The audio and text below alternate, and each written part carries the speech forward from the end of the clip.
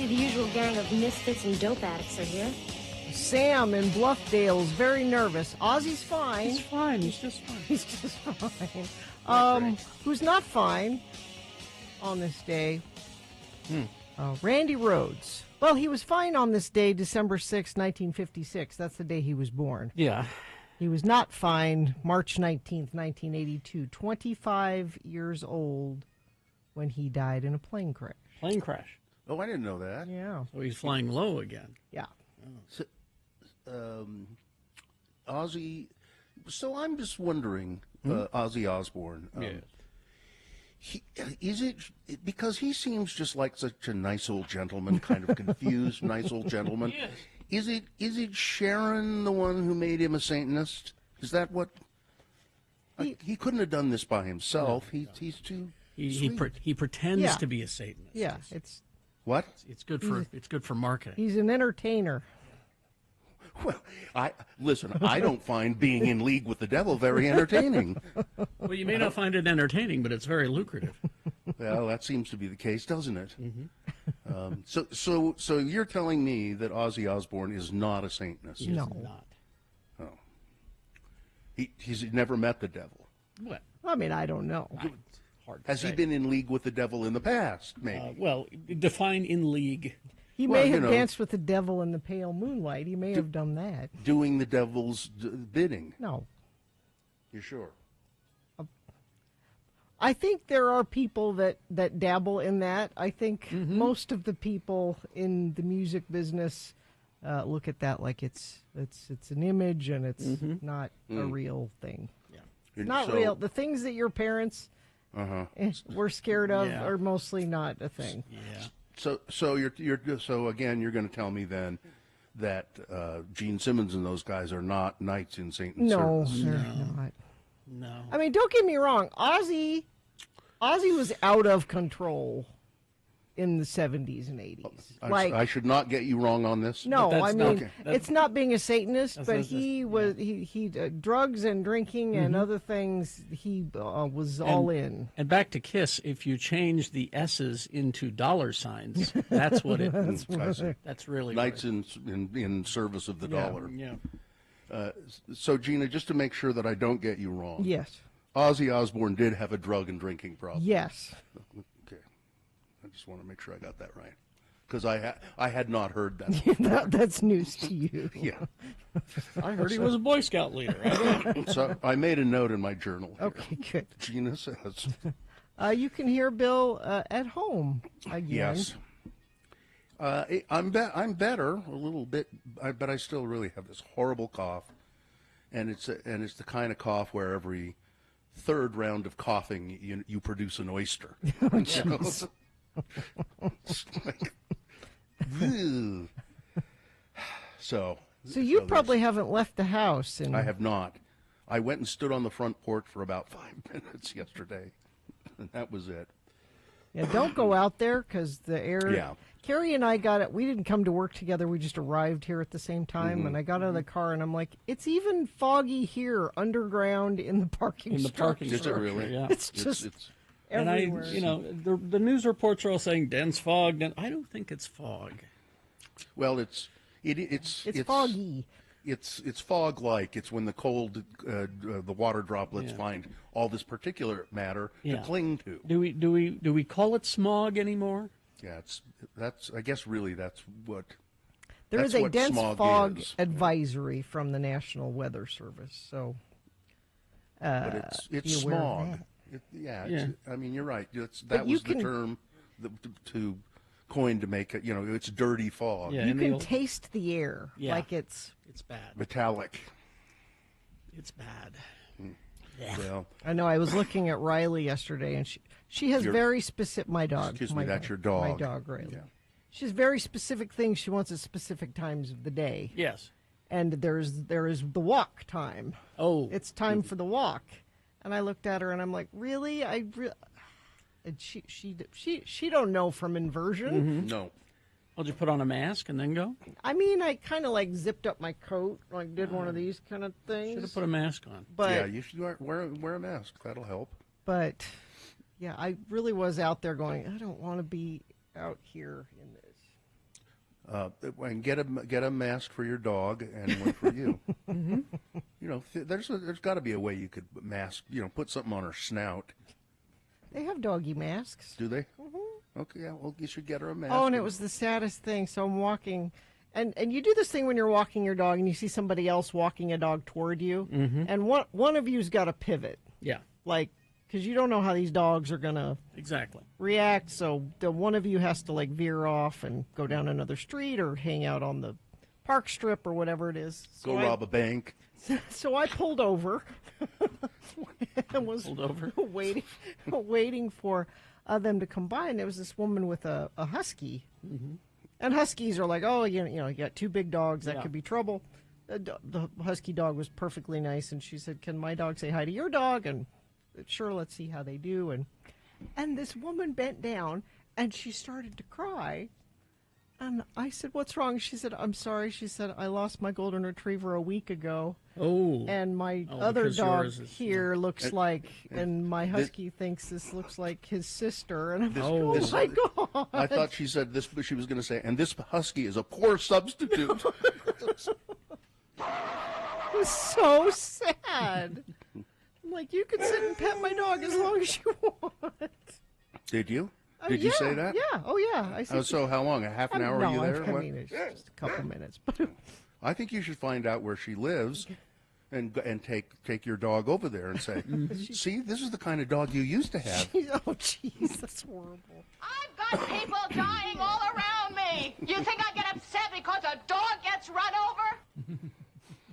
Little dog. I like the way that she says, dog, dog.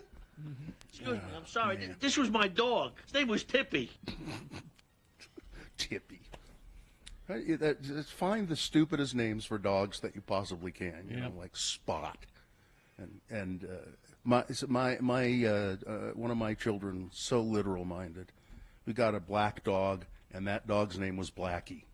Makes perfect sense. You know, had to name it Blackie because why? Look, he's black. I remember when I was a little kid, we got a cat. He had stripes on him. Yeah. And my sister said, we're going to name him Striped. Striped. And I'm like, That's an awkward name. That's not It's like from Mr. Rogers' Neighborhood. striped.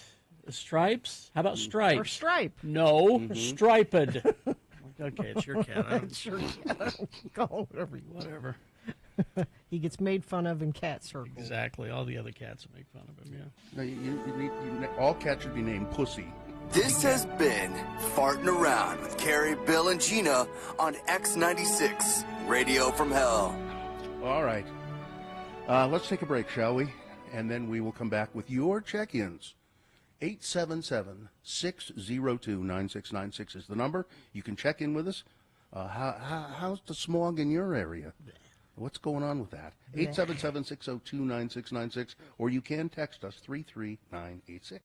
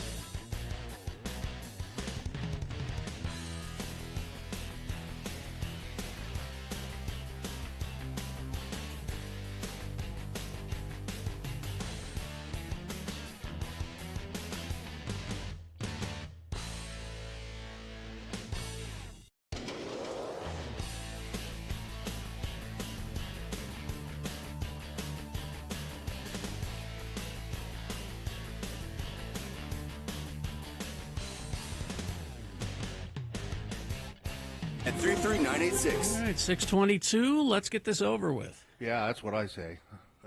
We'll officially begin the program in a second here, and then we'll go to your check-ins at 877-602-9696. You can also text us if you like, 33986, but we do like to hear from you in the morning, so avail yourself of that. Gina, do we have a sponsor here? Are you looking for ways to diversify and protect your wealth? Consider investing in Goldbacks, a local currency made of 24-karat gold, offering a physical, spendable form of wealth protection. Learn more at alpinegold.com. The moon is waxing crescent moon, 27.9% of full. We'll have a full moon on December 15th. The moon will rise today at 12:07 p.m., today being Friday. It's the 6th day of December in the year of our Lord Jesus Christ, 2024. It's Finland Independence Day. Oh. Say, good for you, Finland. Go, Finland. It's National Pawnbrokers Day. And have you ever pawned anything or bought anything at a pawn shop? I took Festus to the Pawn Stars store in Vegas. Yeah, and we bought. You bought something? Yeah, he wanted to buy some mold coins or something. We used to buy our DJ equipment at the pawn shop in Provo. Yeah. You could always find good stuff on Sundays because they keep it for Saturday yes. night and then they pawn Found it a up. speaker that was as tall as I am. I an never amplifier. I never pawned anything, but I did buy a gun at a pawn shop, a handgun. It was the only handgun I've ever owned. And it's a National Miners Day in appreciation, honor, and remembrance of the accomplishments and sacrifices of the miners of the nation. And this is the Radio from Hell show, starring the Lords of Morning Radio. It's Kerry Jackson.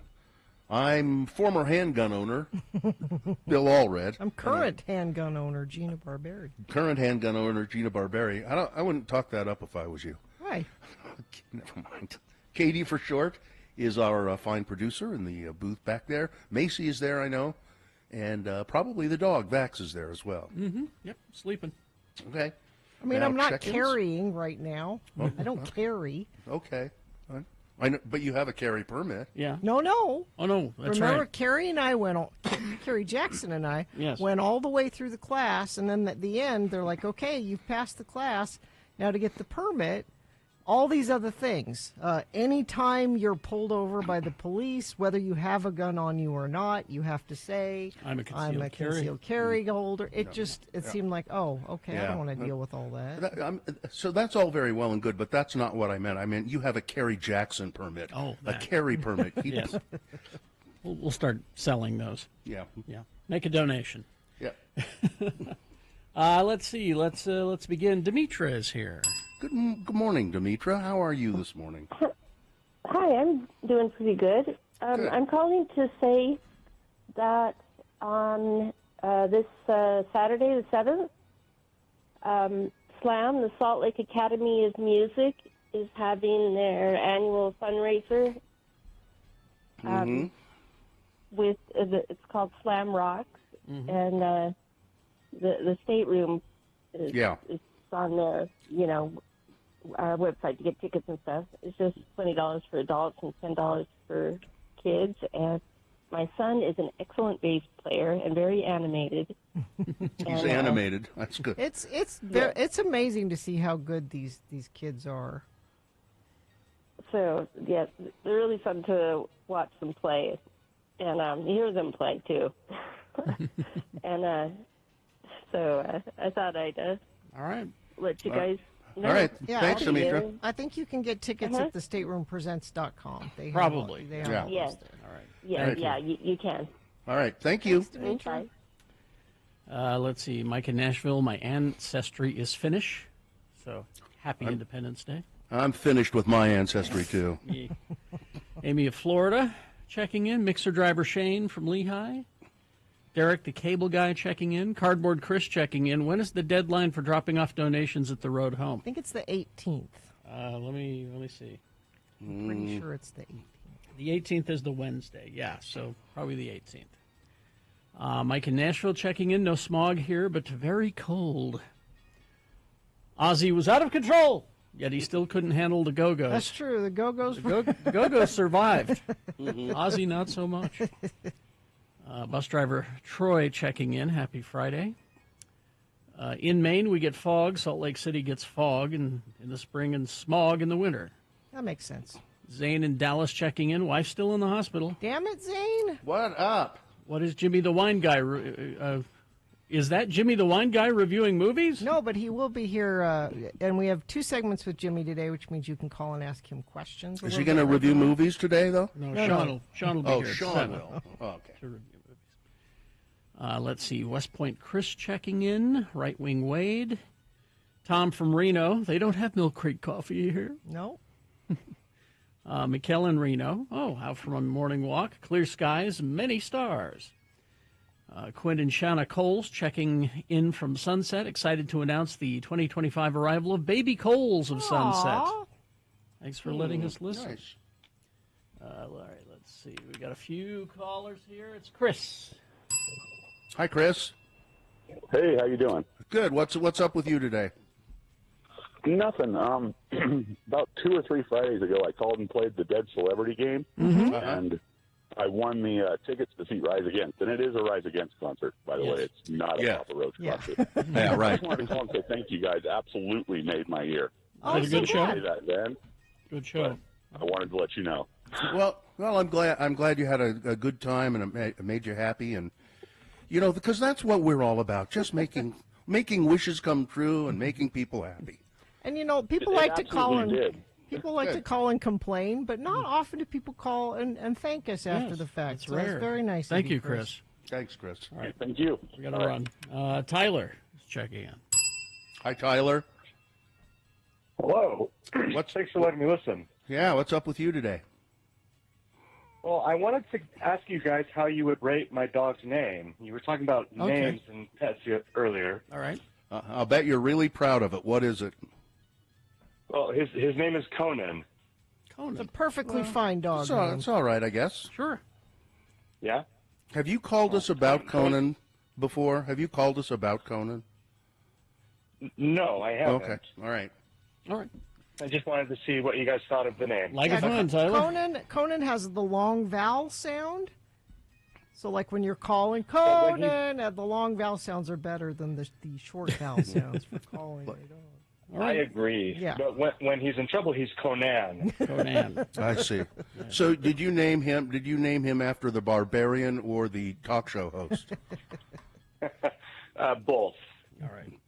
All right. Well, thanks for calling us. Thank you. Crom demands you sit and stay. Luis of Harrisburg, PA. Candace the Reluctant Smog Breather. Rye of Orem. Veterinary pro tip, don't name your pet Lucky. Luckies tend to be very unlucky. Thank you, Sid. Yeah. Meshach of Erda. Joseph from Layton. Tim the Tree Guy. It looks like everybody's here, so let's begin. All right. Including Infiniteam assembling this morning. Right Wing Wade says checking in from I-15, both lanes and directions running smoothly.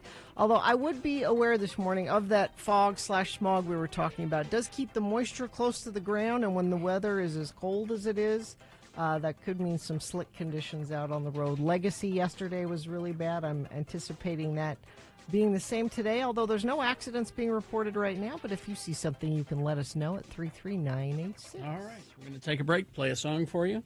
After the song, it's Big Boy News and Opinioendo, and Frank Christ presents our Dead Celebrity game coming up. Stand by for all of that.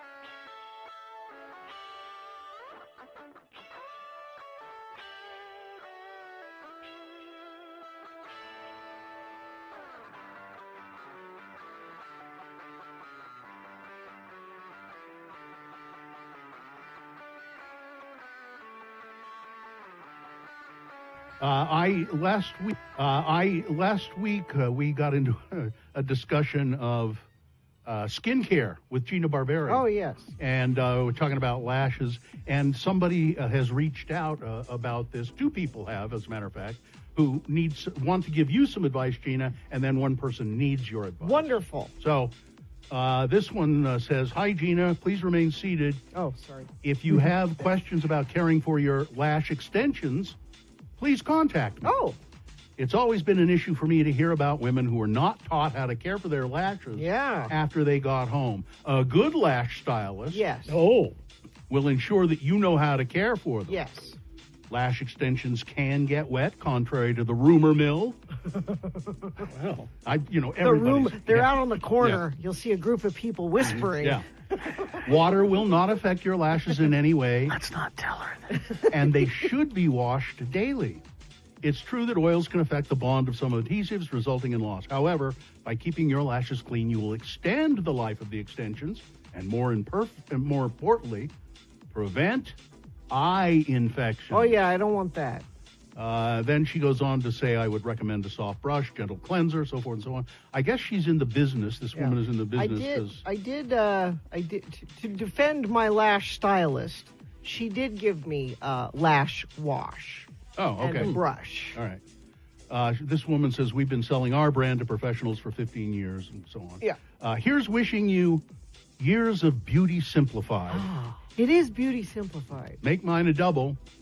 Please pass this info on to the beautiful Sue Jackson, a BFOP since Bill's early AM Ogden days. Wow. Jamie Kelly. Thanks, Jamie. Now, Sue is weighing in. You're supposed to keep the lashes dry for at least the first 48 hours. Right. That's the thing. Yeah, because, it. Well, it takes for the glue to really cure. Well, this is good to know because I'm going to get the. Yeah, you should. Carrie, you and I should both get lash extensions. Don't need them. Well, that's true. You do have. Gorgeous. Yeah, you do have. But yeah, I'm going to Sue's stylist. She gave me the hookup, and she did a great job, and she did give me good tips and lash cleanser. And then we had an email last week that says, I need to know Gina's skincare regimen, and we talked about that, and then we got a follow-up email to that. Gina. Yes. What facial oil do you use? I've got to know. My daughter has very sensitive skin. I've got to know. You're going to hate me. What? More than I do? It's expensive. Why would anybody hate you? Because it's expensive. Well, I mean, you could just use Wesson oil. No. Olive oil? No. It's okay, I'm going to be honest with you. So what's it called and how much is it? Jesus. So I wondered how Liv Tyler got her skin so beautiful. Oh. She has beautiful skin. Yeah. And she has a whole YouTube video about her skin routine. Mm-hmm. And she said she uses this skin oil from Sarah Chapman, who is a facialist in England. She's very good. She's very good. Mm-hmm. And I'm like, well, I want to look like Liv Tyler, so I'm going to get her. I'm not going to tell you how much. Yes, it is. please tell us. Come on. Now you've got everybody curious. How much is it? It's like $120. For how much? I mean, 2 gallons, 3 no, gallons? No, like that big. I don't. No, you're thinking of the Kirkland with a big skin, with a big squirt thing on the top. A pump. That's the one you're thinking. Yeah. So I splurged and got some, and I really like it. $120 for how much? I don't know. How much is that? I don't know how much that is. It's probably about 3 ounces. Yeah. 3 or 4 ounces, yeah. That's it's pretty a lot. expensive. How long does it last? It lasts. You only need a little tiny bit. So probably a year. That's probably a year's worth, right? At least half a year. So it's 6 months worth. Well, that's couple of drops in your hand, and how you put it on. This is very specific how you put it on. So you put a couple drops in the palm. Does it come with instructions? Mm-hmm. Yeah. A couple drops in the palm of your hand, and then you take your fingertips and you lightly dab like this. You don't rub, you dab. Okay. Like that. No, I don't think that's extravagant if it lasts 6 months. I mean, it's a lot. It feels like a lot when you're ordering it. Yeah, but I mean, it's 6 months. Yeah. Let's factor that out. How many days in 6 months My wife does that with me all the time. Oh, you feel better about it? Yeah, I'll say these shoes are too expensive or whatever it is, and she'll say things like, "Yeah, but think about how many miles you're going to get out of these." She's right. Yeah, so it's the use. I think we should really figure it out and see how much you're spending per day. And I'm going to feel really good about this. I'm for just pennies a day, Gina. For just pennies a day, you can have beautiful skin. I use cosmetics, Gina. Oh. Lots of us use expensive oil. It's okay. We don't hate you. Okay. You can hate her for other stuff, but not that. Jeez. I mean, I certainly don't spend any money on clothes. No. That's true. No. I have 5 black T-shirts. I believe in spending good money on shoes. And I believe in spending good money on skincare. Really, it shows. Thank you. You used to have pores the size of a volcano. No, you just sit farther away from me. They're still there. Yeah, See, my wife tried to take her shopping. She did. And, More than once has she tried. And gave up. Gave up. I'm a lost cause. You are. I like this fashion music. Fashion music. Fashion music mix.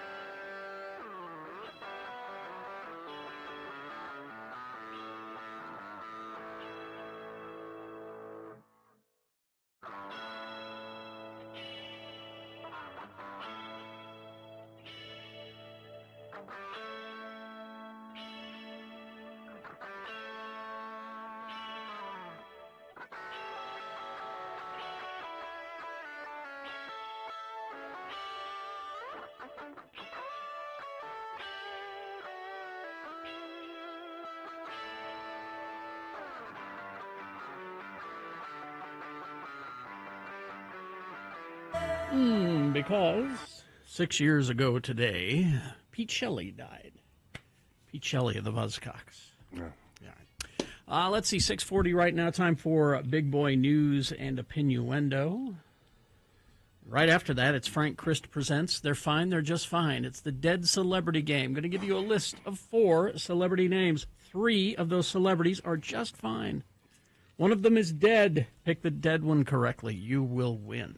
Tickets to see Pierce the Veil coming Friday, June 20th to Utah First Credit Union Amphitheater with Sleeping with Sirens and Beach Weather. Nice. Pierce the Veil tickets, 877-602-9696. All you got to do is play Frank Christ Presents here on the radio with us. Right now it's time for Big Boy News and Opinioendo, brought to you by... Business owners, do you owe $15,000 or more on employment taxes and don't know what to do? McClure and Stewart are your local trusted tax attorneys. Go to McClureandStewart.com today. Well, I'm doing this story just for you, Gina. Okay. Bill Belichick and his girlfriend, Jordan Hudson, took their relationship to the next level. They made their red carpet debut as a couple on Thursday night. The pair walked the red carpet together at the Museum Gala at New York City's American Museum of Natural History. Do they have a children's menu on the dinner? What Bill can still eat hard food. He doesn't need the soft food. The pair walked the red carpet. The former New England Patriots head coach, who is 72, donned a stylish black tux for the event got the sleeves cut off. Okay, yeah. His date, 24-year-old Jennifer Hudson, is that her name? No. Jordan Hudson, coordinated with an off-the-shoulder black gown featuring a sophisticated high slit. She's 24. Yeah. He's 73. Yeah, I'm sure they have a lot to talk about. And I think it's if they're both happy. What have you got I'm against sure if that? he were a 73-year-old plumber, she would be so attracted to him and dating him right now. What have you got against it? I mean, I don't have anything against it. I don't understand it. Let me. There it is. That's another There's thing. the first I don't understand today. I don't. Okay. I mean, I understand it from her perspective. I guess I understand it from both of their perspectives. We both enjoy soup. We can talk for hours or not talk for hours. And still have things to not talk about. I think it's fine, and he looks particularly happy. I'm sure he does. He's being talked about for head coaching at North Carolina. Yeah. Okay. College. It'd be weird to see him coach in college, though, wouldn't it? Well, he's comfortable around 20-year-olds. Apparently. It makes sense. Yeah. His wife will have friends to play with. You know, I'm gonna put the word caddy next to both of you, right? The winter inversion season typically begins across northern Utah in November, but the current episode has really kicked things off with an ugly, and this is really ugly, and it's quite unusual. Yeah. The strength and the duration of this current event right now is atypical for this time of year, said Jonathan Mayer, who's the assistant state climatologist with the Utah State Climate Center. We normally see this level of inversion impacting during January and February. He says the overall trend with the inversions is due to less snow cover on the valley floor. With less snow cover, we might see less strong inversions in the future, but having twice as many people living inside of those inverted air conditions means that pollution emissions have skyrocketed over the recent decades. Population growth offsets the impact of less snow and warmer winters, increasing the intensity of inversion events for the Wasatch Front. And now they're saying this is probably going to be hanging around into Monday. I was going to say we have a storm coming on Monday, so Sunday. It'll be Sunday, start Monday. breaking up Sunday. They've updated it, Gina. I think check make sure because I have think the now National Weather Service right here. Nearly 200 underage minors. I mean, more to it. I mean, they were issued criminal citations after being found inside of a Salt Lake City bar during an investigation last month.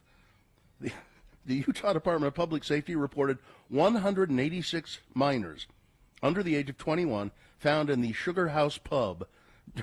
That's a lot. I wouldn't have dared walk into a bar when I was underage. Exactly. An With investigation. a fake ID, if you had a fake ID? No, I still wouldn't do it. Among the minors found inside the Sugar House pub, I got people to I'd stand outside the liquor store and get people to go and buy. I mean, it sounds to me like this is one of those places where it's like, that they look the other way if you come. So among the minors found inside the Sugar House pub during the month-long investigation, so I guess they weren't all there at once, were 6 17-year-olds. Over 50 fake IDs were also seized and booked into evidence. Wow. Due to the violation, the bar was submitted to the Department of Alcohol and Beverage Services for administrative action. God, I hope so. Yeah, it's man.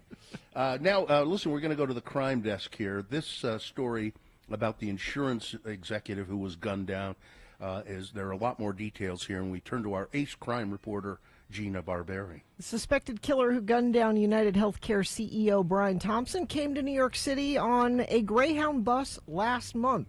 Police told the Post. From Atlanta, wasn't it? Yeah, suspect arrived at the Port Authority bus terminal in Manhattan on November 24th after it left from Atlanta, according to sources. It's not immediately clear, though, when he got on the bus. So that means it originated in Atlanta, but it had stops along the way, so he could have gotten on at any point. At any point. Yeah. After reaching the Big Apple, he checked into the New York City hostel on the Upper West Side before going to stake out the Hilton Hotel Midtown, where he ended up committing the killing.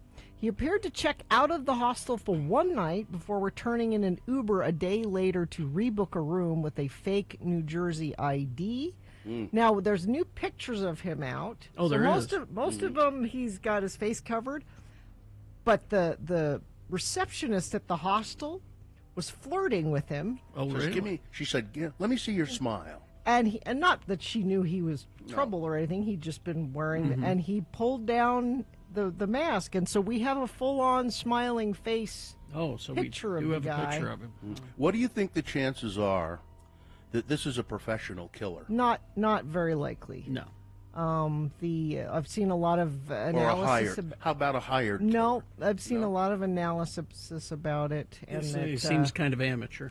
That he didn't, that the gun jammed immediately, and he was able to clear it, but he not. Well, he had a special gun of some. I don't know the details, but I know it wasn't just some ordinary gun. So they said this gun might help them find him because it is hard to find. It's it's a British handgun, I guess, and I guess he didn't have an actual silencer on it, but it's a gun that is very quiet to fire. Okay. Yeah. I don't know. It just seems, he seems so, because he seems so methodical and collected about what he's doing. No, he's been planning, I think, Yeah. Let's see. Governor Cox has introduced a new budget, and he wants to give about $1,000 apiece to more than 150,000 Utahns. There are some good things in this budget. He wants to eliminate the state's tax on Social Security, which that's good. It's a central piece of Cox's proposed budget for fiscal 2026 as he seeks to invest more in Utah's aging and veteran populations. I think it's a crime that you have to pay taxes on Social Security. Yeah, anyway. you already paid. You have to pay federal taxes on it, and you have to pay state taxes on it, which is bold. It's not going to matter much longer anyway because you're not going to have Social Security pretty soon. Pete Hegseth is vowing to fight his nomination to lead the Department of Defense, and allegations of heavy drinking, misogyny, and sexual assault. He found Jesus. He's a different man than he was back then. He found Jesus. He got the tattoos, he said. He seems to be determined to go forward. We'll see. And a federal judge on Thursday rejected a deal that would let Boeing plead guilty to a felony conspiracy charge and pay a fine for misleading U.S. regulators about the 737 MAX jetliner before two of them crashed, killing 346 people. Oh, please, let us just cop a plea, and we'll pay a fine, and then we'll forget about it, huh? No, the judge said no. Good. No. And finally this, studies have shown, this is a poll of around 2,000 Brits, 30% of the folk from the Valley, I think that's what they call the Welsh. Oh, okay, yeah. What they've determined is that Welsh people fart more than anybody else in Great Britain. How can you possibly... What? The study by Branston Beans found that compared to the rest of the UK, the Welsh, like Tom Jones, Charlotte Church, Ryan Giggs, Catherine Zeta-Jones, they were top trumpers, as they call it. You did a trump, they say. Yes. Yeah. Exactly. I like that is what it is called. They also call them bottom burps.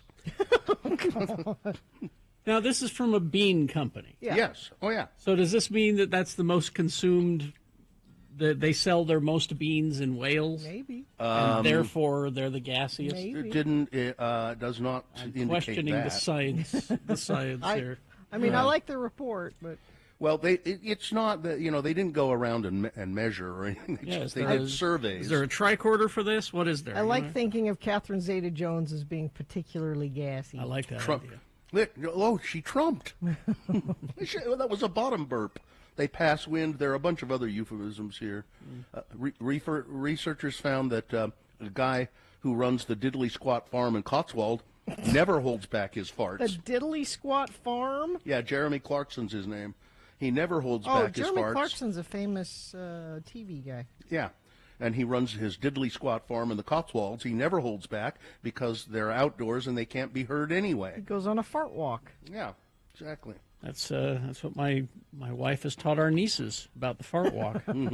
That's a nice thing about working from home too. Exactly. I can just sit here and toot all day. Mm-hmm. Oh, we can hear it though. You think we can't, but we can hear it. Oh, well, I'll have to go on a walk then. All right. Sports weather, traffic. Oh, got this email from a friend of the program, John, who said the Aggies have started their season 8-0. Yeah. They jumped in front of BYU in the poll votes, too. They might be the best basketball team in the state, including the Jazz. Go Aggies. Yes, indeed. Thanks, John, for pointing that out. They play, tomorrow at 7 p.m. against Utah Tech. Utah men's basketball plays St. Mary's tomorrow at 5. Utah Hockey Club, puck drops on that. It's a daytime game at 11 a.m. tomorrow against the Sabres. And the Utah Jazz, who are 4-17. Just forget it.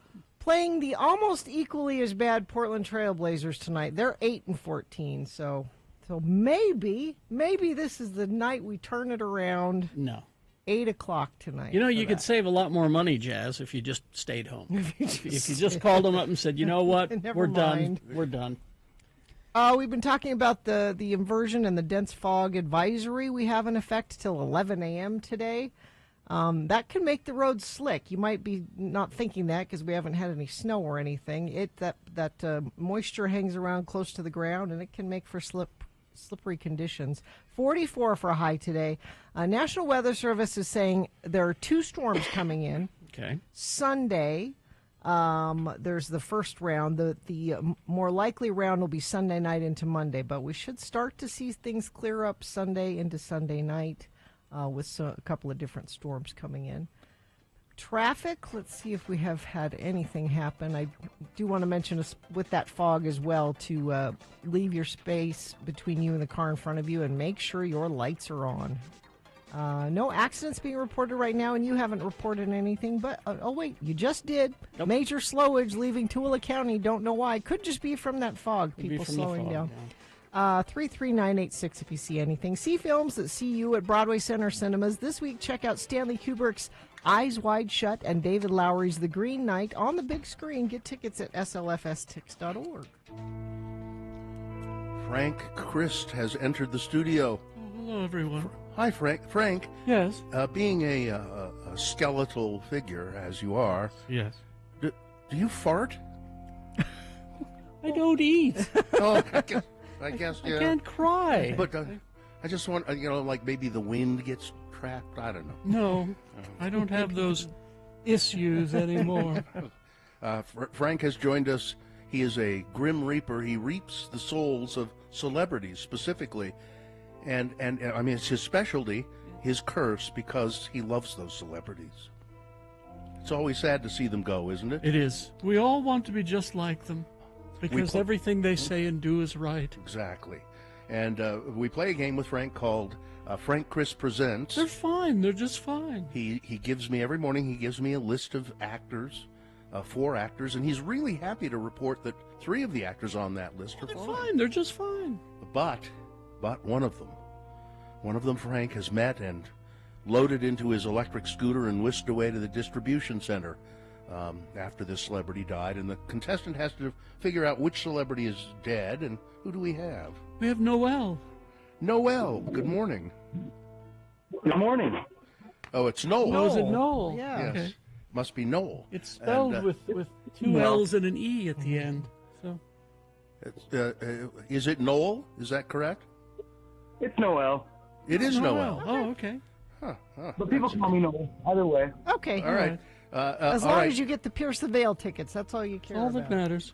Noel, are you ready to play this? How are you, by the way, this morning?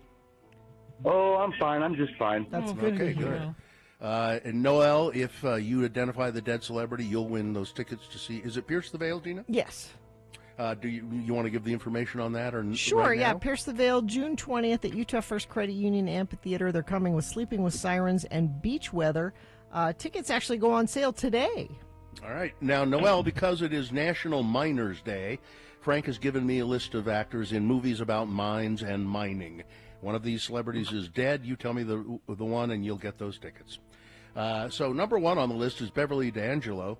She was Ellen Griswold in all of the National Lampoon Vacation films. She won an Emmy Award for her role as Stella Kowalski in A Streetcar Named Desire.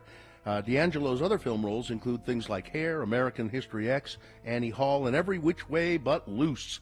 Her mining movie, she was in A Coal Miner's Daughter, in which she played Patsy Cline. Number 1, Beverly D'Angelo. Number 2, Ted Levine. He was Jamie Gumb in Silence of the Lambs.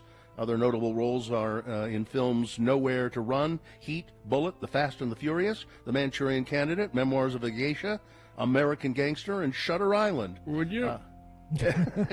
His mining movie is Harlan County War, about the travails of Kentucky coal miners.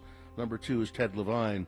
Number 3, Richard Lynch. He usually played the villain in movies, and there were many. For instance, Scarecrow, The 7-Ups, God Told Me To, The Sword and the Sorcerer, and Invasion USA. He also appeared in many TV one-offs, Starsky and Hutch, Beretta, T.J. Hooker, Blue Thunder, Airwolf, The A-Team, he just on and on and on. His mining movie, Curse of the 49ers, about a zombie gold miner avenging those who stole his gold. That's Richard Lynch, number 3. And then finally, Samantha Eggar. She rose to fame for her performance in William Wyler's thriller The Collector. She was Emma Fairfax in Dr. Dolittle. She also starred in several horror films, including The Dead or Alive, The Uncanny, and David Cronenberg's cult thriller The Brood. Her mining movie, The Molly Maguires, about heroic coal miners in the 19th century. That's Samantha Eggar. All right, Noel, do you know which one of those actors is dead? I'm thinking number 3. Richard Lynch is correct. He died in 2012 at the age of 72. He's one of those actors that he always played, he's always played a villain, and you'd recognize him every time you say, oh, there he is, it's the bad guy. He's the bad guy. What's the name of the movie where he's a zombie coal miner? It's called Curse of the 49er. I know what I'm doing today. It's Set about Gilmore Girls aside. Yeah. It's about a group of people who stumble on this old coal mine, and there's all this gold there, and they steal it. Well, they don't know. They don't know that there's a dead zombie gold miner there, and he comes for them. So that's all right, Noel. Hang on the line, and Katie will tell you what you need to do next. Okay, and congratulations. Hang on. Oh well, I've got to go very carefully check on Jo Beth Williams. Oh, very carefully. The poor woman's been through so much. She has. Don't sneak up on her. I won't sneak up on her. She's 76 today. Goodbye, everybody. Goodbye. Goodbye, Frank. So crash northbound I-15, 90 south, off to the left shoulder. Crash westbound I-80, SR-201 exit Magna. And so I have one of these that says westbound and one that says eastbound. Could it be that it's on both sides of the freeway? Sounds like you need to let me know if you're in that area, Infiniteam, at 33986. Crash eastbound I-80, Wright Brothers Drive, milepost 114. It is foggy out there. Leave some extra space, and for God's sake, make sure your lights are on. X96 presents the Kilby Block Party at the Utah State Fair Park Bay, 15th through the 18th, featuring Weezer performing their critically acclaimed Blue album, plus New Order, Beach House, Justice, and many, many more. Go to KilbyBlockParty.com. All right, KXRK Provo. We'll take a break. We'll be back after these with Sean Means reviewing movies. Stand by for all of that. UtahAdvocates.com.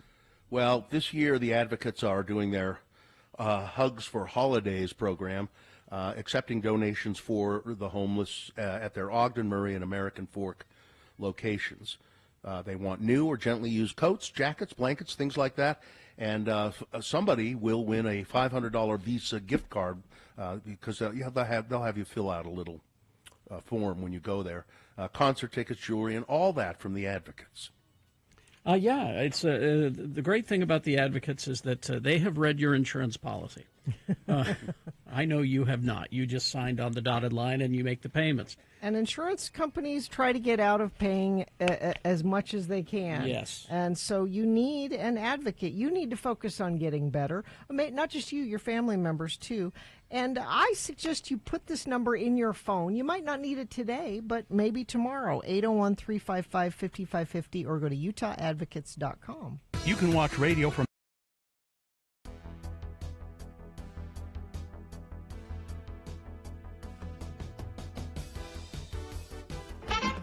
Well, it's time for another episode of Beat Gina. Yes, it's the world's most popular game show. I'm your handsome announcer, Johnny O. And you know, when you need a hard-working, steel wool soap pad, yes, what do you choose? Oh, SOS or Brillo soap pads? Oh, Brillo, actually. Lab testing shows that SOS brand soap pads last longer, have more soap, and clean faster. SOS reusable steel wool pads. No dish soap required. They cut through grease and remove baked-on food. American housewives have trusted SOS soap pads since 1917. And now, No, apparently not. I certainly hope not. And now try SOS Steel Wool Soap Pads with a fresh lemon scent. Ooh. Do people really use SOS soap pads anymore? I haven't had them in a long I haven't time. used them. Yes. I mean, they're still around, aren't they? And well, now here's somebody who's still around. Your host, who always has that fresh lemon scent about him. Thank you. Carrie Jackson. Thank you, Johnny Ola. You're welcome. We don't know if there's Brillo pads or Brillo. SOS. SOS? I don't think they have them. Yeah, I've seen them at the store. Are they? I don't know. I'm going to the store today. I'll let you know. Okay. We have the randomizer has picked a contestant for you. Gina, you'll be playing against Eve. Hello, Eve. Eve, are you there? Hi, I'm here. Eve, we're going to toss a coin to see who goes first. It will give you an advantage in the game. Heads or tails? Call it. Tails. Coin toss app says. Heads. The Gina Barberi streak continues. Eve, you're one step further away from winning these tickets to see Bush with Candlebox and Jerry Cantrell on July 31st. So, Eve, unfortunately, the first question is for Gina. If she answers it correctly, she gets the point. If not, though, I'll let you answer it correctly and steal the point away. We'll go back and forth till one of you has 3 points. All right, because we had stuff to do yesterday. I didn't get around to getting any new questions, so we have a bunch of leftover questions. Okay. So let's use up all of our Motley Crue trivia. Okay. Oh, let's do. So let's start with Gina. Gina, Vince Neil Yes. was on what reality TV show in 2002? Okay. Was it 1, The Osbournes? Was it 2, The Surreal Life? Was it 3, The Real House Husbands of Booger Hole, West Virginia? Or was it 4, Show Me What You Got? The Surreal Life. Surreal Life is correct. That's Gina's point. Now we go to Eve. Eve, on the Motley Crue song Time for Change, there is another metal band that sings backup vocals. Did you know that? Oh, Gina didn't know this either. Okay. What band did the backup vocals on Time for Change? Is it 1, New Squids on the Dock? Was it 2, Dow Jones and the Industrials? Was it 3, Skid Row? Or was it 4, Poison? I want to say Poison. Is that your answer? Sorry. And I knew the answer to this because I was in this band for a while. You were. Just for a moment. Skid Row? Skid Row. Yes. It's 2-0. Gina's favor. Oh, this could and be quick. Eve, I'm sorry to tell you, she controls the This question. could be over. Gina, Vince Neil challenged what other celebrity to a fight? Okay. Was it 1, David Coverdale? Was it 2, Don Knotts? Was it 3, Regis Philbin? Or was it 4, Axl Rose? I'll say Axel. Axl. And you win the game, Gina. Wow, Just that was sweep. really. I thought you thought Dow Jones. I'm sorry, Eve. That was way too fast. Yeah, it's Darn it. you didn't even get a chance to breathe hardly. And it wasn't fair because she's like a total rock and roll queen. I know, right? So Oh. that's true. Maybe This was not fair. I'm even though I beat you, Eve, I'm going to go ahead and give you these tickets anyway to see Bush with Candlebox and Jerry Cantrell. How nice. Thank you. All right, Eve, welcome. hang on the line. We'll tell you how to get those tickets. Listen, I've got to go. I've got some SOS soap pads, and I'm going to clean my white walls, the white walls on my car. We have reports that SOS soap pads are still in use. All right. All right, there you go.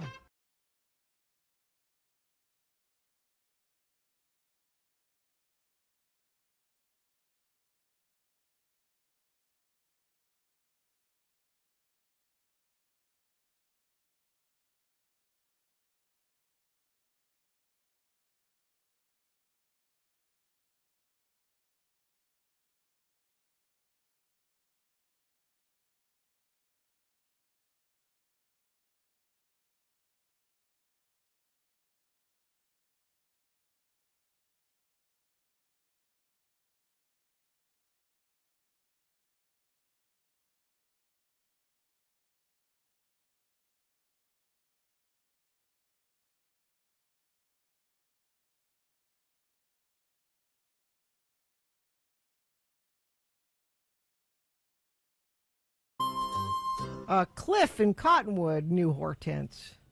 Was very upset at her passing in Cottonwood. Cottonwood. All right. Movie reviews by Sean Means, brought to you by... See the films that see you at Broadway Center Cinemas. This week, check out Stanley Kubrick's Eyes Wide Shut and David Lowery's The Green Knight on the big screen. Get tickets at slfstix.org. Thank you. All right. Well. Here he is, Sean Means. He is the movie critic.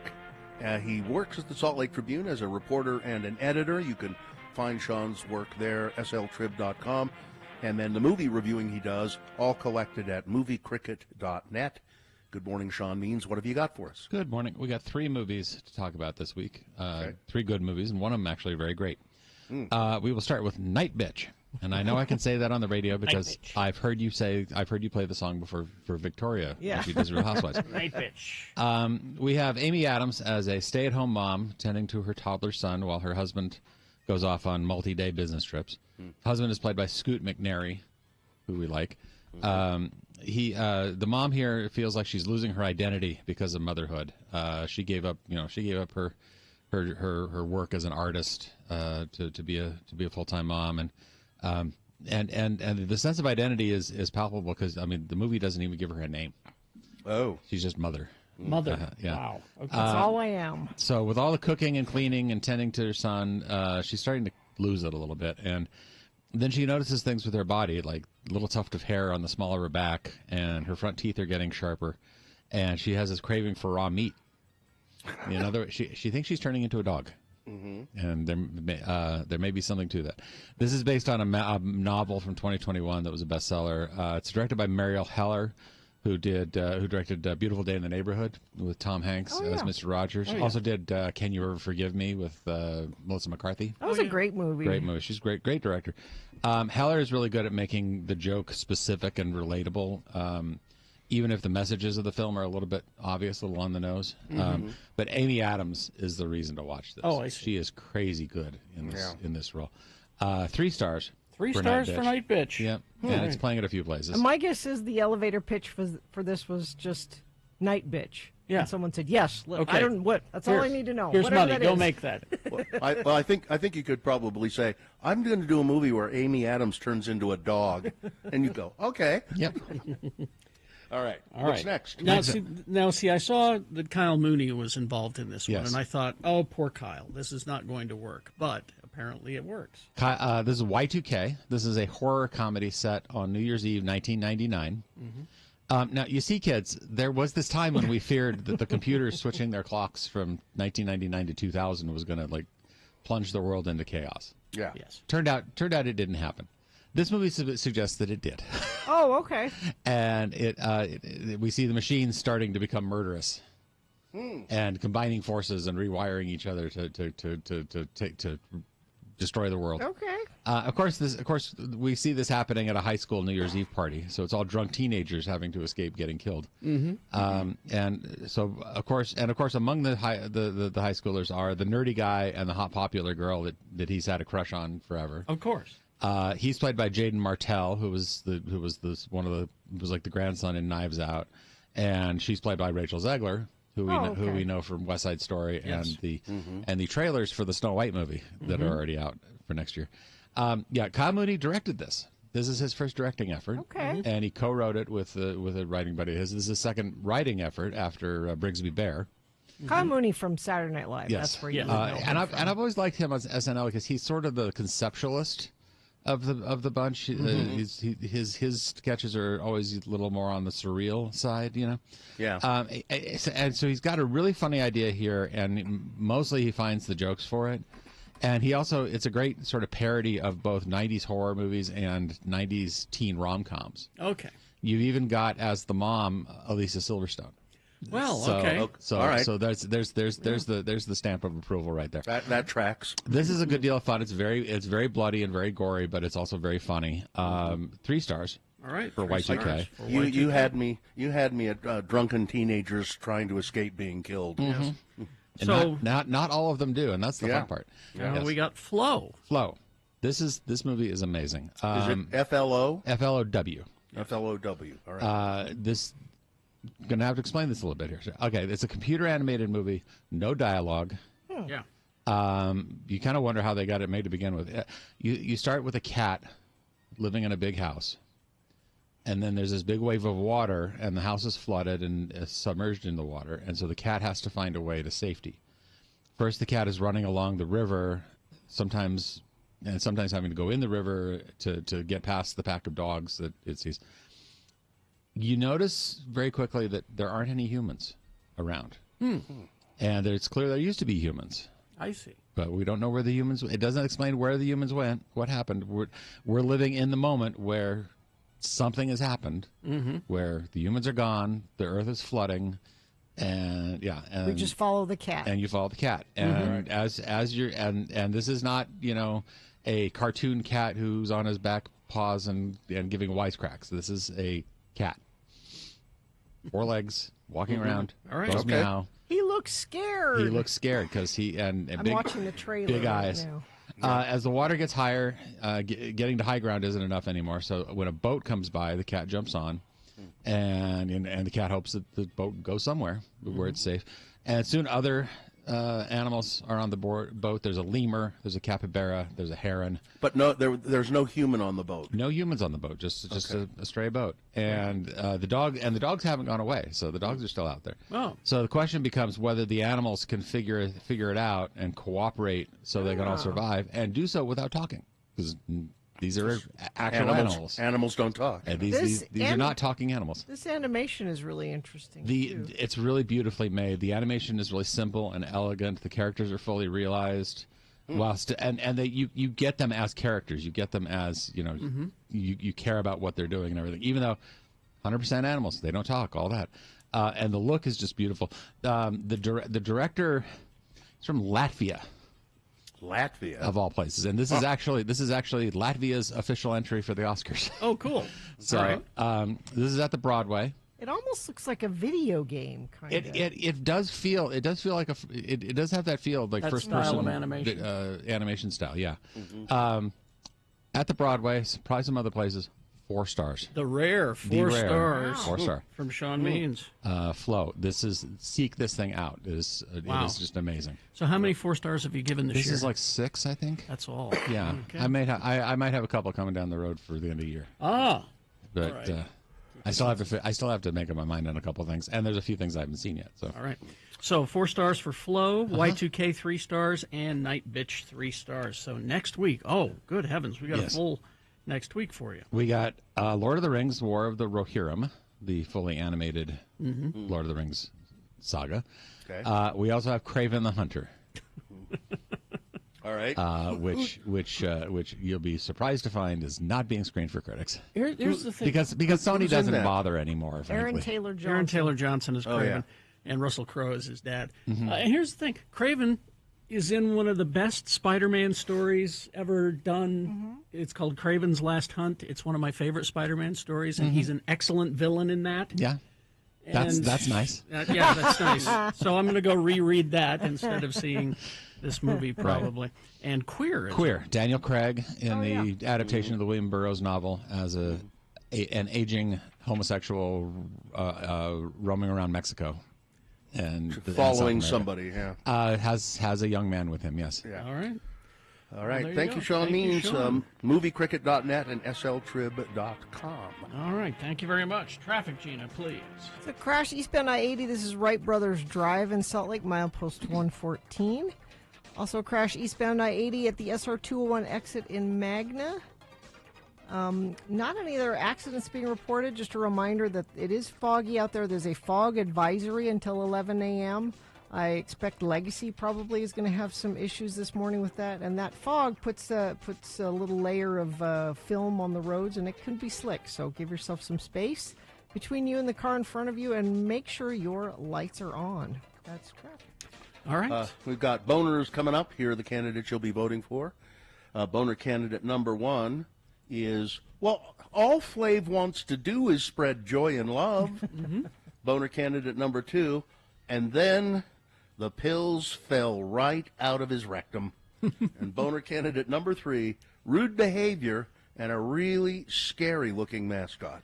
All right, we got Boner of the Day, Big Boy News, all coming up after some messages and a song. Stand by for all of that. RandLife.com/X96. Yes, indeed. Rand Life, their local mortgage company. And if you've been dreaming of a new home, Rand Life is there for you. Now, I've used them as my mortgage company, and they do a great job. They're just excellent people there, and they understand the local market very well. So that's one of the main reasons you should use them. But the other one is they just slashed their floor rate to 3.25%. That's right, for FHA and VA loans. These are adjustable rate mortgages, 3.25%. That means you can, that gives you really strong purchasing power. You can snag up to $190,000 more. And get the dream home that you've wanted, a bigger home, a better location, finally getting that gourmet kitchen that you wanted, all within reach. So what do you need to do? You need to contact Rand Life. Here's how you do that. You go to randlife.com/X96, learn about their incredible new low rates. That's randlife.com/X96. Let Rand Life help you unlock the door to your perfect home.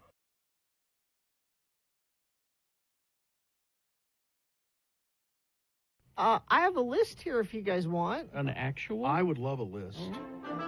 It's Radio from Hell with another list, because people love a good list. X96.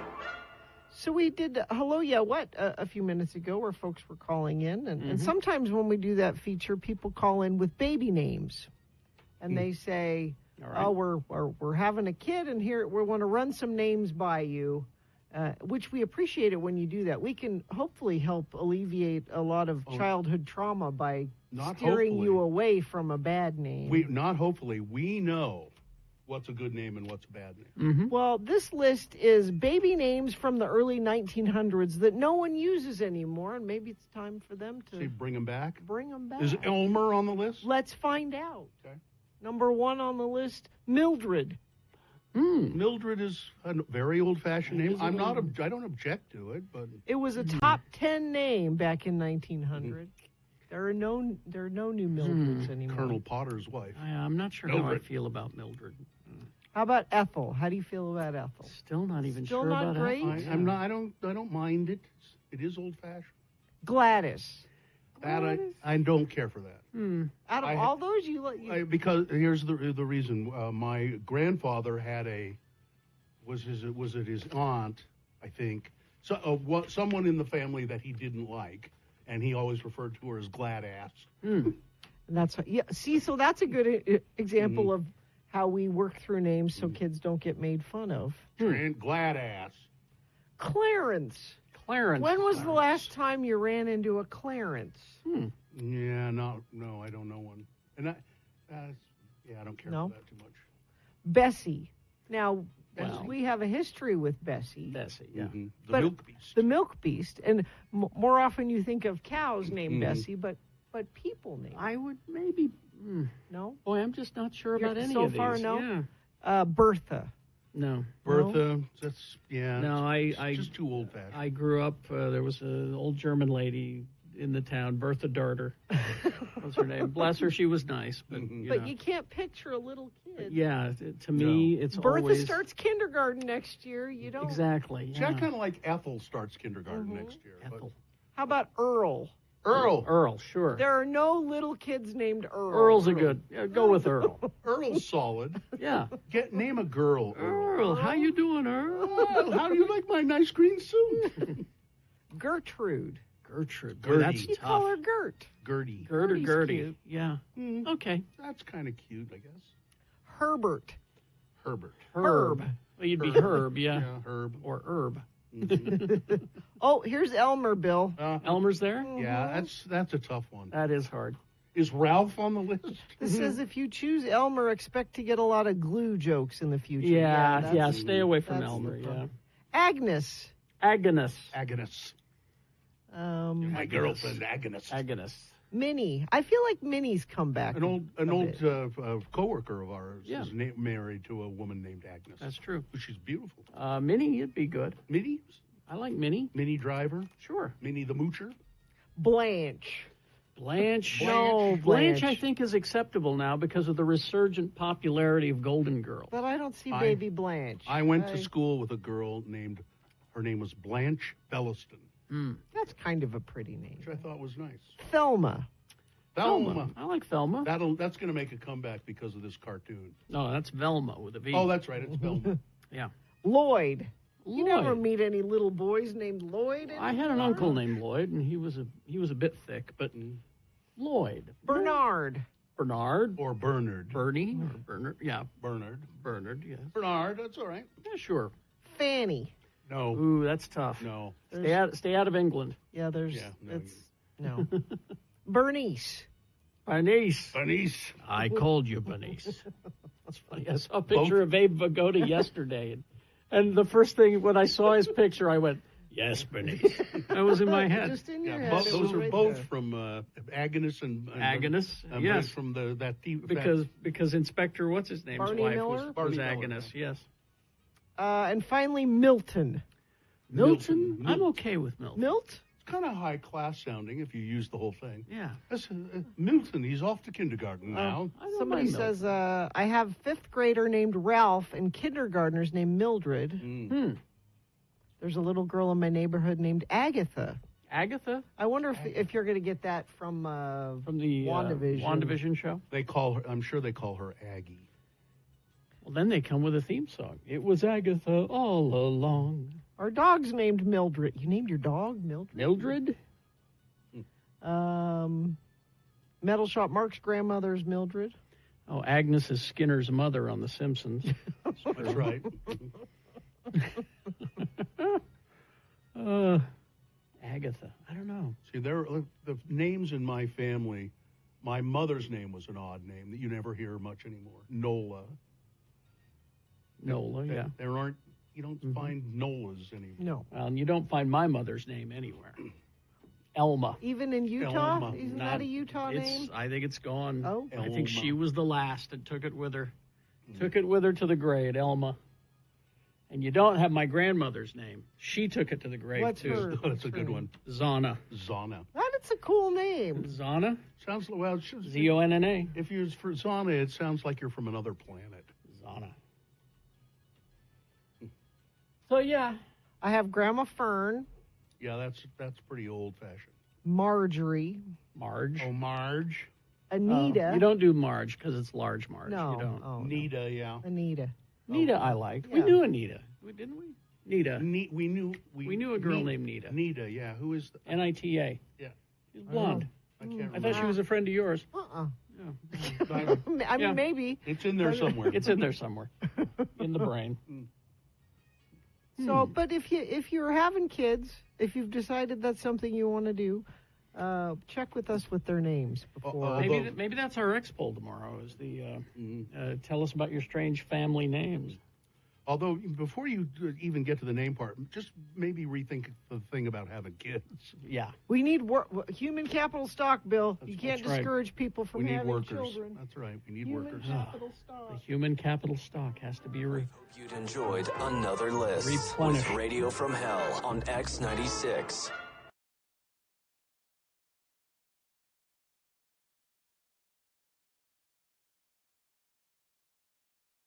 REM because On this day in 1956, Peter Buck, guitarist for REM, was born. there we go.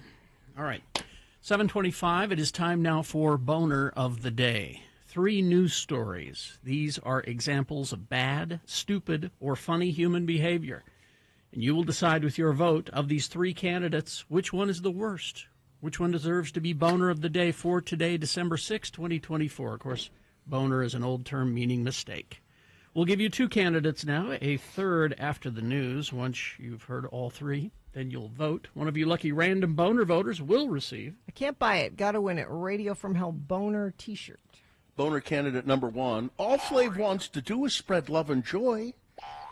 Today's show hosts Savannah Guthrie, Craig Melvin, Al Roker, and Hoda Kotb were busy caroling and singing and having a jolly good time at the Rockefeller Center Christmas tree lighting in New York City on Wednesday.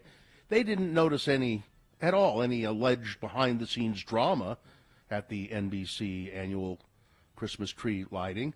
No one had more fun than Savannah, Hoda, Craig, and Al, an insider told Page Six. The same cannot be said for rapper Flava Flav. The Public Enemy legend says security kicked him out of the Backstreet Boys dressing room. Aww.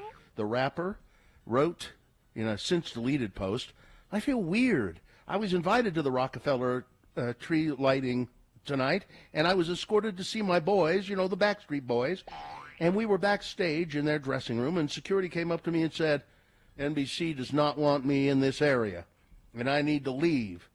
What did I ever do to NBC or anyone? All I ever wanted to do was spread joy and love, and I think I did that for the NBC at the Olympics, didn't I?" You did.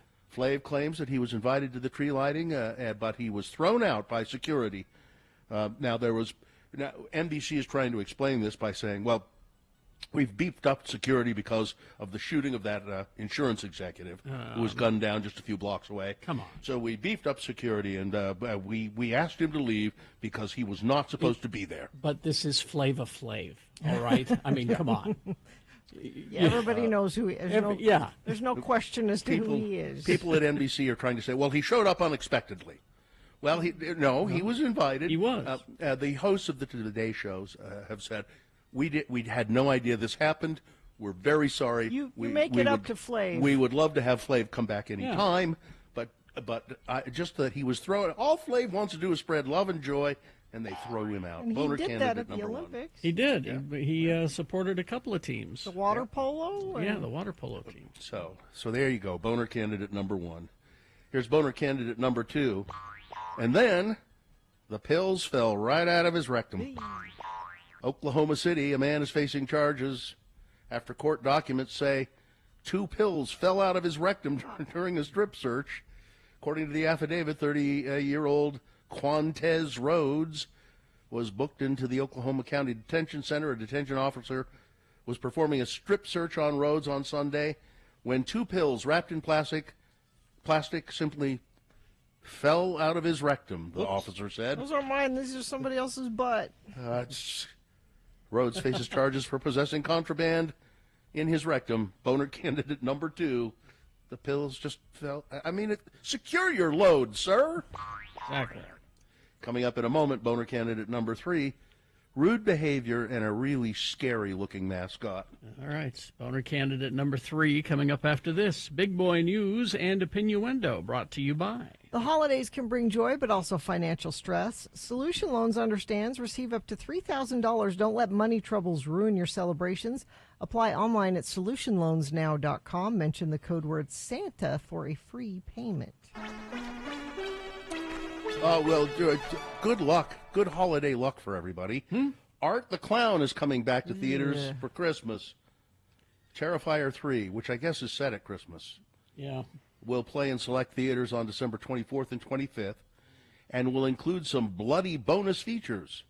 The theatrical re-release will feature a new intro from Damien Lone, the writer and director behind the Terrifier movies and All Hallows Eve, and a sneak peek at the upcoming documentary Art Attack, the dissection of Terrifier 3, which is set for release early 2025. Terrifier 3 has already made box office history as the highest-grossing unrated film of all time, grossing over $53 million domestically. Leon's holiday-themed cult horror masterpiece picks up 5 years after the events of the second one, with Art the Clown having mysteriously vanished, but not forever. He comes back. Final girl, Sienna Shaw, and her younger brother, Jonathan, living separately. Oh, so I guess she's the one who survived too? I guess, yeah. Yeah. I didn't see him. Yeah. Christmas nears and Art the Clown returns, resulting, of course, in more gruesome murders. I'm going to have to see one of them, I guess. I'm surprised with your horror lovers in your family that you haven't seen that. Well, that's because, I mean, like I came downstairs to work Tuesday, first day I was working from home, or Wednesday, and he was sitting here at 3 o'clock in the morning watching In the Mouth of Madness. So So yeah, it happens. But he watches these things on his own time when I'm usually not around. Let's see. A former employee with Utah Department of Child and Family Services has been charged in connection with the abuse of a 15-month-old boy, which the child's babysitter and her mother are also being investigated. Caitlin Marcella Murphy, charged with 4 felonies. In June, the boy's father called police after he picked up his child from the babysitter, Erica Boss. According to indictment records, the boy had scratches and bruises on his body, appeared to be lethargic, and his eyes were swollen from crying because of his injuries. They took him into Primary Children's Hospital. He was very, very injured, and the police assigned to the case detective approached Boss, who, when asked about the injuries, said, I don't know, it looks like allergies to me. But texts extracted from the phone show a conversation between her and her mother, Lindsay, in which the mother says, can you please call your lawyer guy and ask how I should answer the questions from the detective when I can't remember half of one on yesterday? So at any rate, I'm trying to see what became of the kid. It doesn't indicate here that the child died, but been charged with abuse. The Utah behind the Year of the Mustang project. It's a horsey story for you. Returned home after traveling across the country on horseback to raise awareness for the Bureau of Land Management's Wild Horse Adoption Program. He rode his horse 6,000 miles. Wow. 3 horses. Oh, he had 3 different ones, huh? Jake Harvath was on his Year of the Mustang journey, traveling across the country on horseback for 14 months and 10 days. I wanted to make my trip about getting people to see these horses the way I do.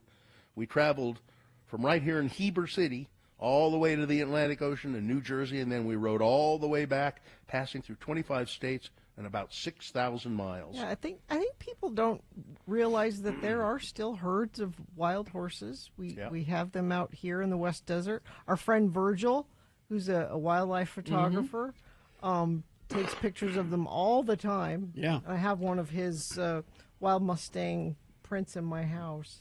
They're beautiful. They kind of become a problem, and Well, so every year they do a roundup where they kind of check the health of them. They try to auction some of them off, so that the herds don't get too big. Yeah, and too riddled with diseases and things. Items flew off of shelves and cell phones blared with tsunami warnings. Some people struggled to stay on their feet. It was a big, big earthquake, magnitude 7 earthquake, Northern California yesterday. Really? I had fireplaces flying around, said Olivia Cobain, innkeeper at the Gingerbread Mansion, which is well, if you got a mansion made out of gingerbread, it's not going to fall right apart. In an earthquake. Nope. That's a bed and breakfast in the historic town of Ferndale. As sirens wailed in the background, she said it's insane. So it's not a hugely populated. It's a more rural area, centered under the Pacific Ocean, 70 miles southwest of Eureka. The quake frayed nerves across most of California's north coast. They thought there was going to be a tsunami, but then officials worried. Then they, as they checked things out more, they canceled the tsunami warning. The San Francisco Zoo was evacuated and closed. Really? Yeah, it was big, but no reports of any serious injuries. Truth be told, so they released. The Republicans, I think it was, released a big report on COVID this week. Okay. And where it started. And they said it started in Wuhan, and Dr. Fauci was involved in all of that. This big, gigantic report. Yeah. And it's not, it's just nonsense. It's not based in fact, yeah. No, the Republican members on the House Oversight Committee investigating the origins of the virus concluded that COVID emerged from a laboratory in Wuhan, and they said they tied Dr. Fauci to this somehow. But the report echoes the opinion of Dr. Robert Redfield, director of the Centers for Disease Control and Prevention during the early days of the pandemic, who testified at the subcommittee. But none of this has been supported. There's some thought. It's all just anecdotal. There's some thought that Joe Biden might preemptively pardon Dr. Fauci. Good. Just to protect him because he's Yeah. he's part of that list of, and when we get in, we're going to hold people accountable for that. Exactly. Dr. Fauci's at the top of that list. Democrats on the subcommittee did not endorse any of the reports or takeaways. A sign that and the Republicans are just. Oh, they need their straw man. You know, they need the enemy. You know. Elon Musk and Vivek Ramaswamy spent several hours Thursday swapping ideas with lawmakers about President-elect Trump's Doge initiative to dismantle parts of the federal government. Meeting behind closed doors on Capitol Hill, Musk told the mostly Republican lawmakers, what we're going to do is keep a naughty and a nice list of those who join the budget slashing proposals and those who don't. So if you are with us, you're on the nice list. If you're not, you're on the naughty list. Because that's how regimes work. Yeah. You know. And finally this, a floating train.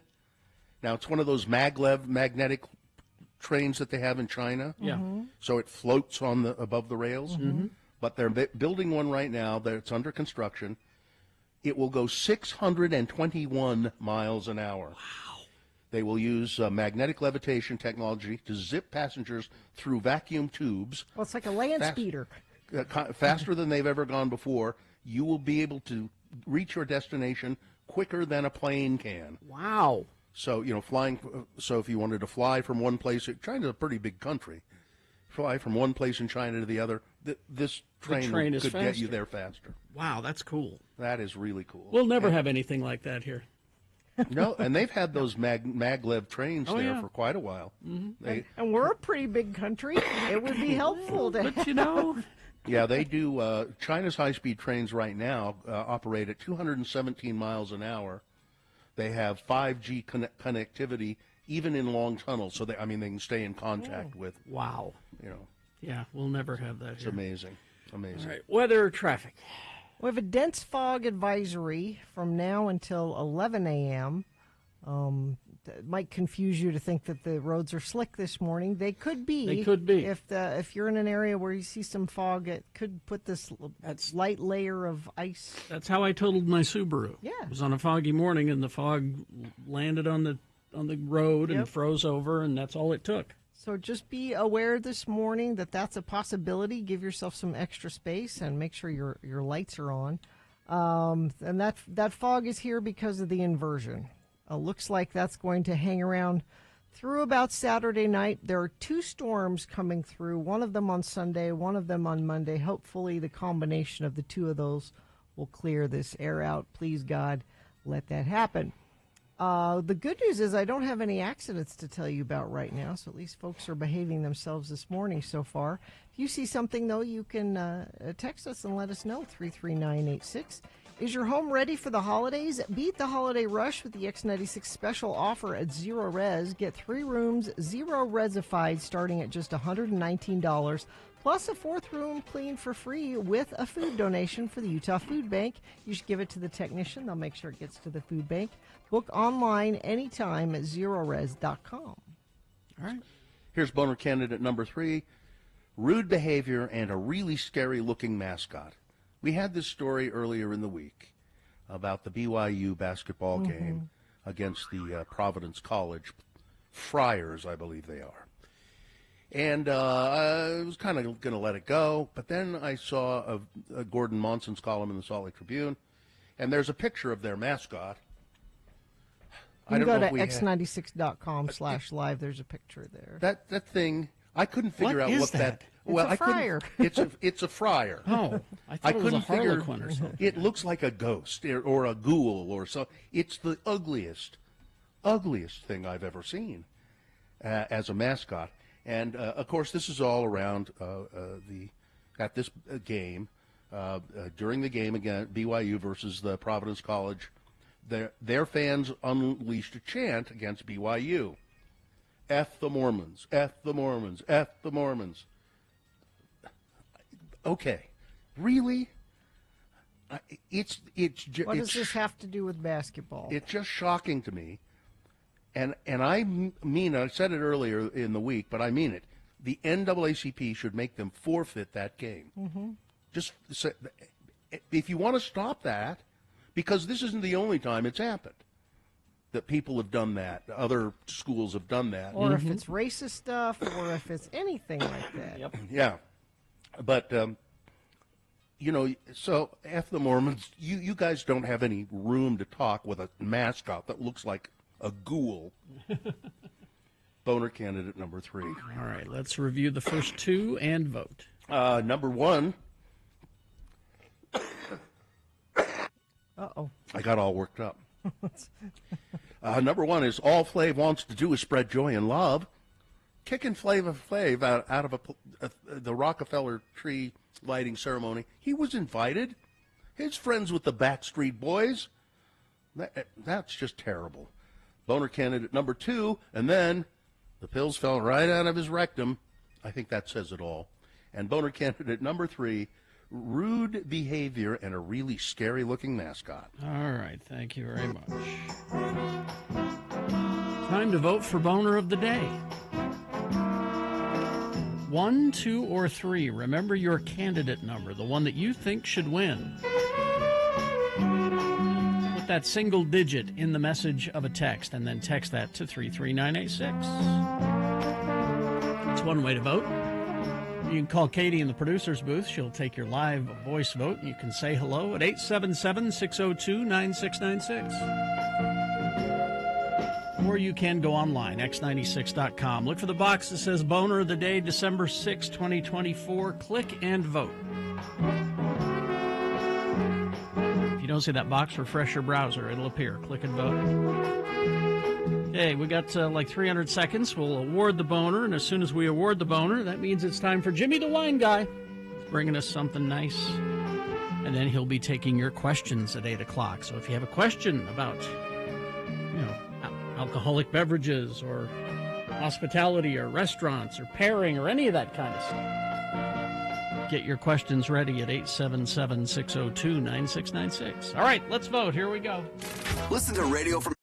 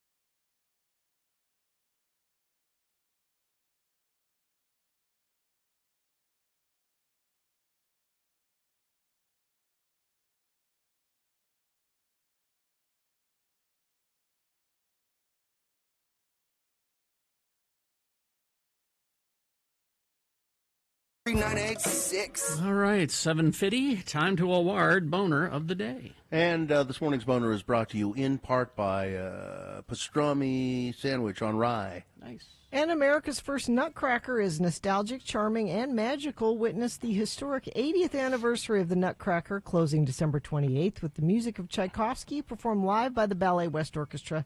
Get tickets at balletwest.org.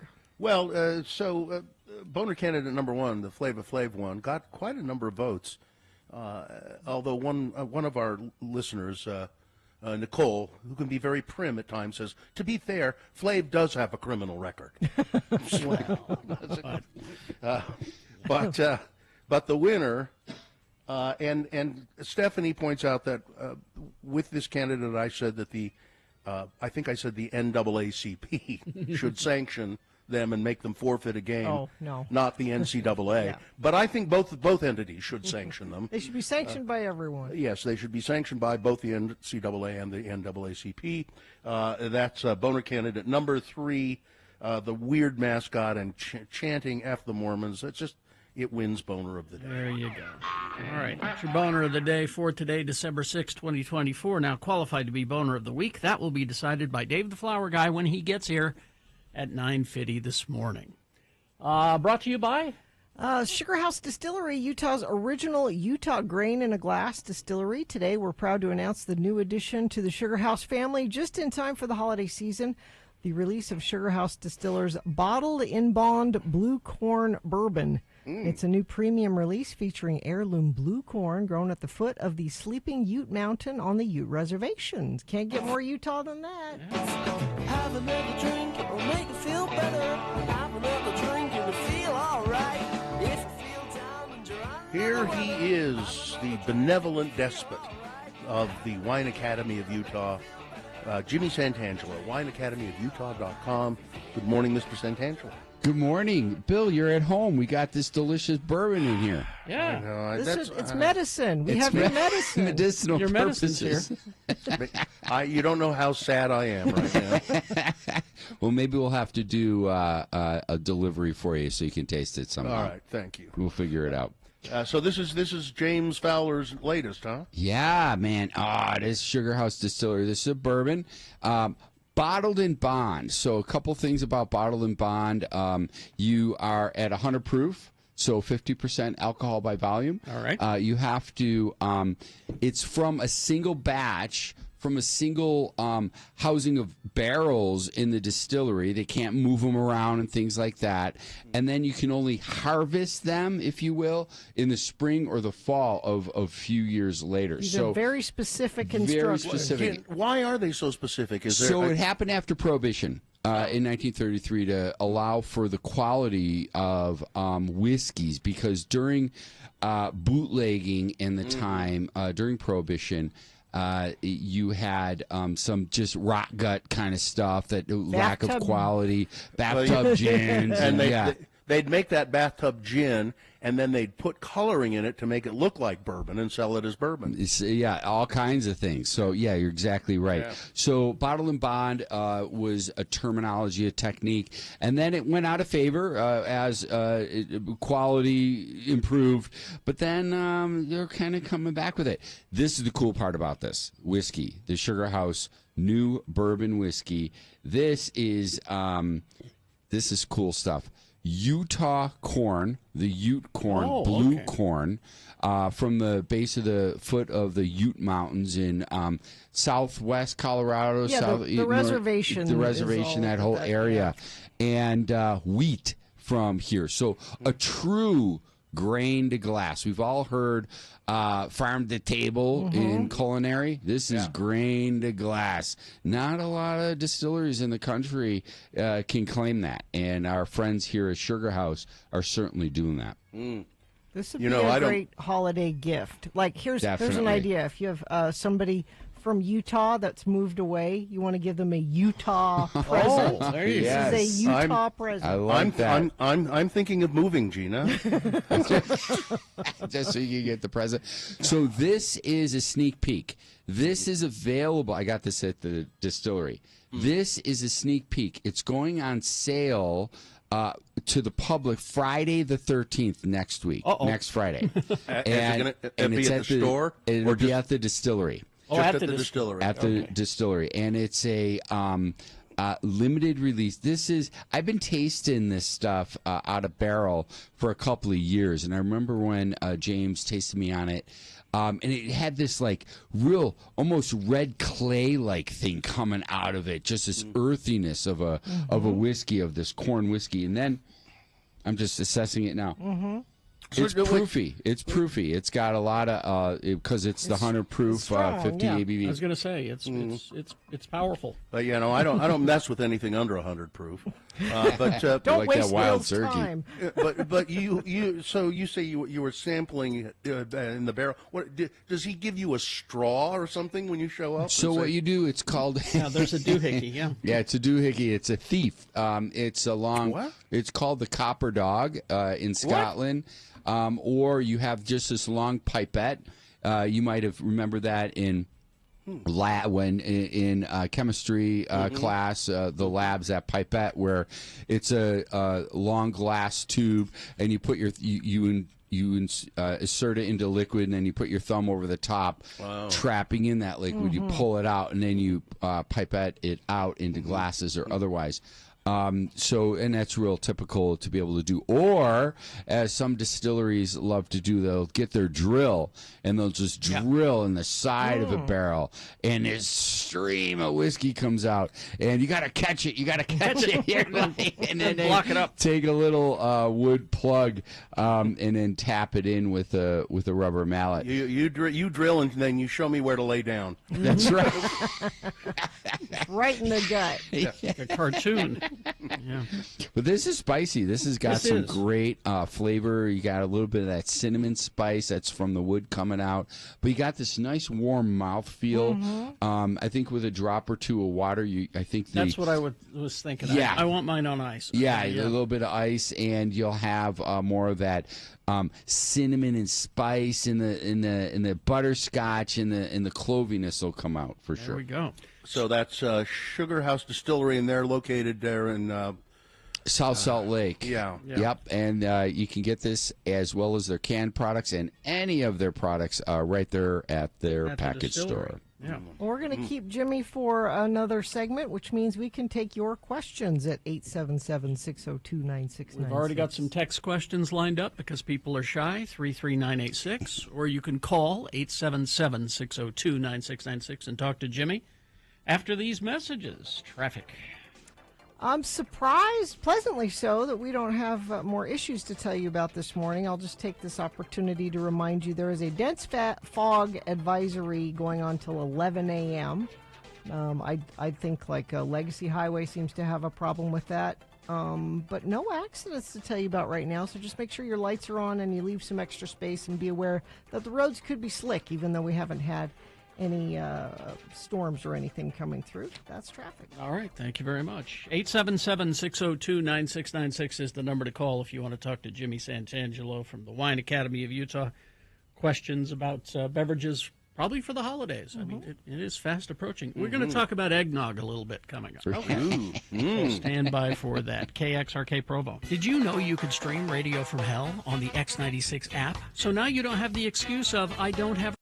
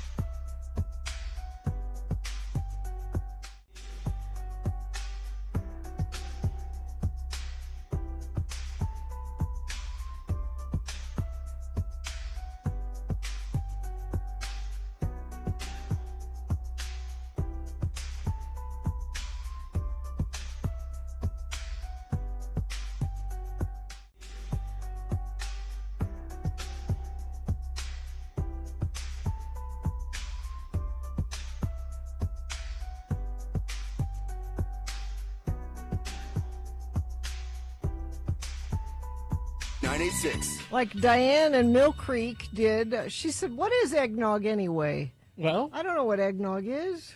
in Mill Creek? In Mill Creek. Well, let's talk about it. Here we go. Have another drink, it'll make you feel better. Have another drink and you feel all right.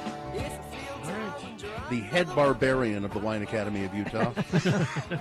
He's Jimmy Santangelo. He runs things there at the Wine Academy of Utah with an iron fist. That's right. That's so we're going to talk eggnog here. Yeah, I had an event last night. We were making wreaths up at the Red Butte Gardens for their that premium sounds donors. fun. Yeah, it was a sticky situation, I got to tell you. A lot of pioneers. But I was serving some wines, and I wanted to feature some eggnog. And this is Old New England nog. It is from the Walker facility out of Boston. I've walked through this facility with my father-in-law, Dennis, and it was so fun to see. These guys have been making booze since before Prohibition. Wow. They really got popular during Prohibition, but that's another story. Yeah. And have been doing great importing and producing product ever since. They have a beautiful wine portfolio. This is just something that's real traditional. Now, what is eggnog? It is a dairy-based product. It is pasteurized, so it's shelf-stable, and you want to refrigerate it after opening. And this has this beautiful cinnamon throughout, spice, all your clove. Just think all your Christmas spices. It tastes like Christmas. There's a lot of flavors colliding. It is clearly creamy. It's full-bodied. It's got a big mouthfeel. Alcohol, 15% alcohol by volume. What is the alcohol? It's blended with 3 different spirits. Really? You have rum, Kentucky whiskey, and cognac. That's what I'm getting. Classic, okay. Right. It's just classic. I'm trying to place all the flavors that are in this. It's so good. And my wife, Joni, she loves this in a iced latte. She doesn't drink iced coffee, but when this comes out, so Christmas morning, what I do, we do a pot of coffee, and then I'll shake up. When they hear it shaking, it's like tradition. They know all the little, and everybody gets one. Everybody gets one. So it's a lot of fun. But if not in coffee, how else do you drink eggnog? Cold. I was talking to a gal last night. She likes this lowly simmered and warm. She prefers it warm. I've never had it warm. I've not either. No. But this is an iced. You just set it over a couple of rocks, ice cubes, and you are good to go. See, for me, I'd have a shot glass is what I'd have. Yeah. just a shot at a time. A little bit too much. Like, I have a little milk frother. I might put this in that and then put it in hot coffee. Oh, I like that. I might do that on Christmas. I have a big milk frother, and I might do that at my place. I have a big one. I got to tell you, Bill, you're not here in the studio, but Gina's really taking a shine to this. I don't know what you're talking about. But nog. So why is it called nog? I don't know. Well, I just nobody knows. I looked it up. So according to the Old English or the Oxford English Dictionary, nog was a kind of beer brewed in East Anglia a long time ago. The first known use of the word nog was in 1693, but alternatively, and I think this is probably right, nog stems from the word noggin, which is a Middle English term for a small carved wooden mug used to serve alcoholic beverages in. So it was the noggin, the little what's mug. the egg part? There's no egg in this, right? No, they don't use the word egg, so perhaps there's no egg. Oh, it just says nog. It just says nog. Okay. Yeah. Traditional eggnog does have egg cream in it. Well, and we tried making nog one year, eggnog one year, and it just didn't quite work out. But Let the professionals do it. Yeah, Old New England. Get it today at a local store near you. Do you have any questions? We do have some questions here. Let's see. Sarah here. My dad used to make hot toddies when he was sick. Sure. He died before I could get his recipe. Do you have any good recipe for hot toddy? So hot toddies are typically whiskey-based, hot water, and a little bit of honey. So what I recommend is breaking your honey down first, breaking it down by dissolving it so it's not all glumpy at the bottom, breaking it down with hot water before you put it into then this hot toddy. But that whiskey, hot water, and sweet. I prefer honey as the sweet. Put a little, Gina's husband's recipe It calls for lemon juice and cardamom. Yes, it's delicious. Both, and that's how I did it. I made one earlier this week. I know. Nice. I was saying I wish I was sick so I could have one, and then it dawned on me I could just have a hot toddy. I don't know if you'll be able to answer this or not, Jimmy. Although I'm confident that you can answer just about any question, but try this one. Austin texting in. Good morning. My question is: I've been invited to a Harry Potter themed Christmas party.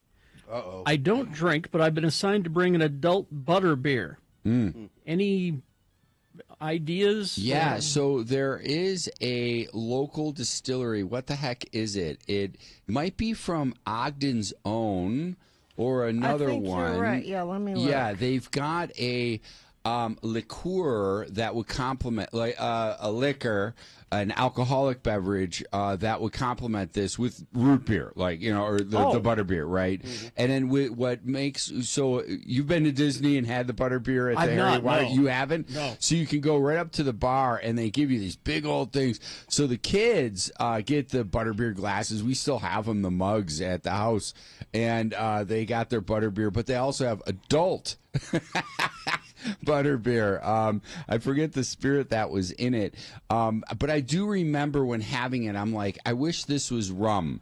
Because it's got the rum, root beer, but then what's going to make it frothy? Just a little scoop. Think of like a root beer float. That's all you got to start thinking about. Not as much ice cream, but that's what's going to give you that frothy. That's a good idea. Yeah. I just Googled butter beer, and there are 3 recipes that pop right up if you want to make butter beer. There you go. How to make it. But those aren't alcoholic. You need to add alcohol to them. Gina, any one of them you could put alcohol in. You could put some rum in it or something like that. Here's a text. I want to try scotch, but I don't know anything about it or what to try first. Scotch can be scary. Stay away. Stay away. I work your way up to scotch. Yeah. So it's so funny. I always hear about. So try a blended scotch. Just Monkey Shoulder is a delicious one to start with. That is actually a blend of single malt scotches blended together. Yeah, it's kind of sweet, even almost. Yeah, it is. And you have. Scotches are softer. You're going to have more of the grain. Like when you're like, I don't know what I'm tasting. That's the grain. That's the grain. Here in America, we love our new American oak. So that those vanillins are going to kind of overwhelm the grainy profile. Although our grains punch through. But in Scotland, for Scotch and even Irish whiskey, they're using barrels that had already been used once before.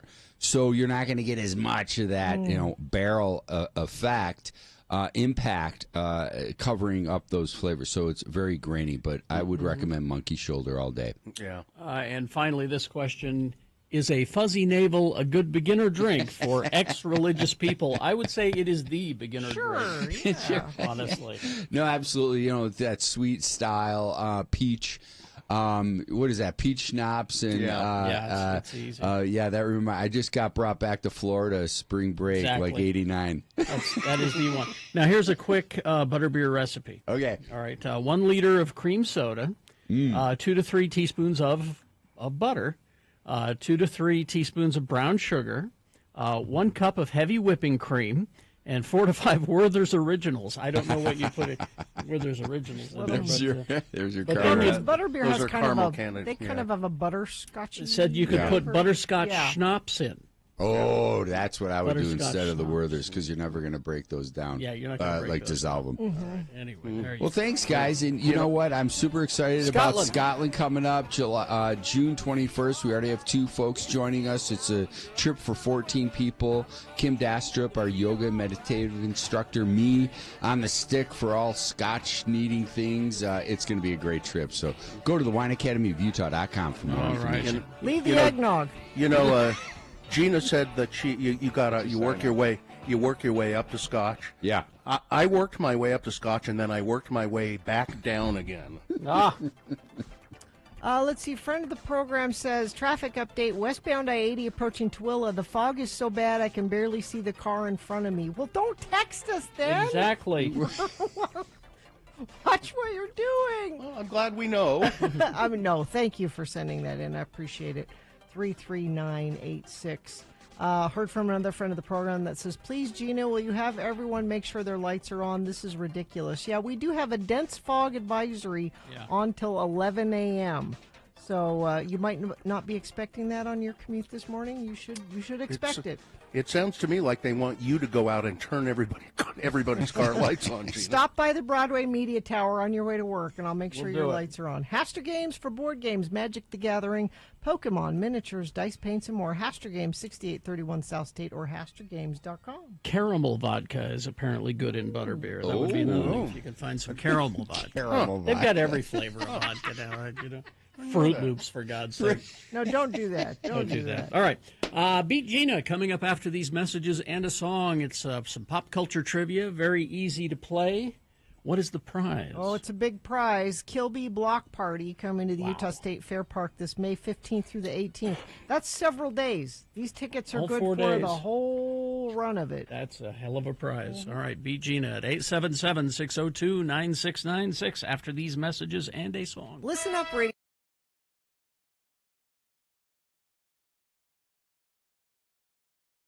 You know, Gina. Yep. I wanted to talk about the best way to give your hamster a bath here, but The best way. Yeah, that tells me there are many ways, but there's only really one good way. Mhm. But I got to thinking maybe it would be more widely interesting if you told everybody how your sleepover, your slumber party, with your mother and your sisters went. I got to admit, I'm curious. Well, so Mary Claire's birthday, my mother, the sainted Mary Claire's birthday. And as she said, you only turn 75 once, to which I said, you only turn every age only once. And she didn't like that. She said that was not very nice. But that's the humor of the statement of saying you only you can. That's why it's funny, or so allegedly funny. But for her 75th birthday, she wanted to have a slumber party with me and my sisters. Okay. And she wanted to do this at the Grand America. Because if you're going to have a slumber party, you don't want to just go anywhere. Sure. No, you want to have it in the rumpus room with the bean bags. And the idea being, well, you know, if we're in town close to our houses, the only thing that makes sense if you're going to go stay at a hotel is if it's nicer than your house, you know, like. Okay, yeah, that makes sense. You've got like 8 sisters or something, don't you? No, there's Mikkel and Kelly and Carrie and me. There's four girls. Which one's the good-looking one? They are all good looking. Okay. So when Mary Claire made the reservations, she's like, I'll take care of the hotel reservations. Okay. All right. So we get to the hotel, and it's a suite. Yeah. Okay. And there are 2 double beds. And she had said before we got there, there's 2 double beds and a couch. And I said, well, I'll take the couch.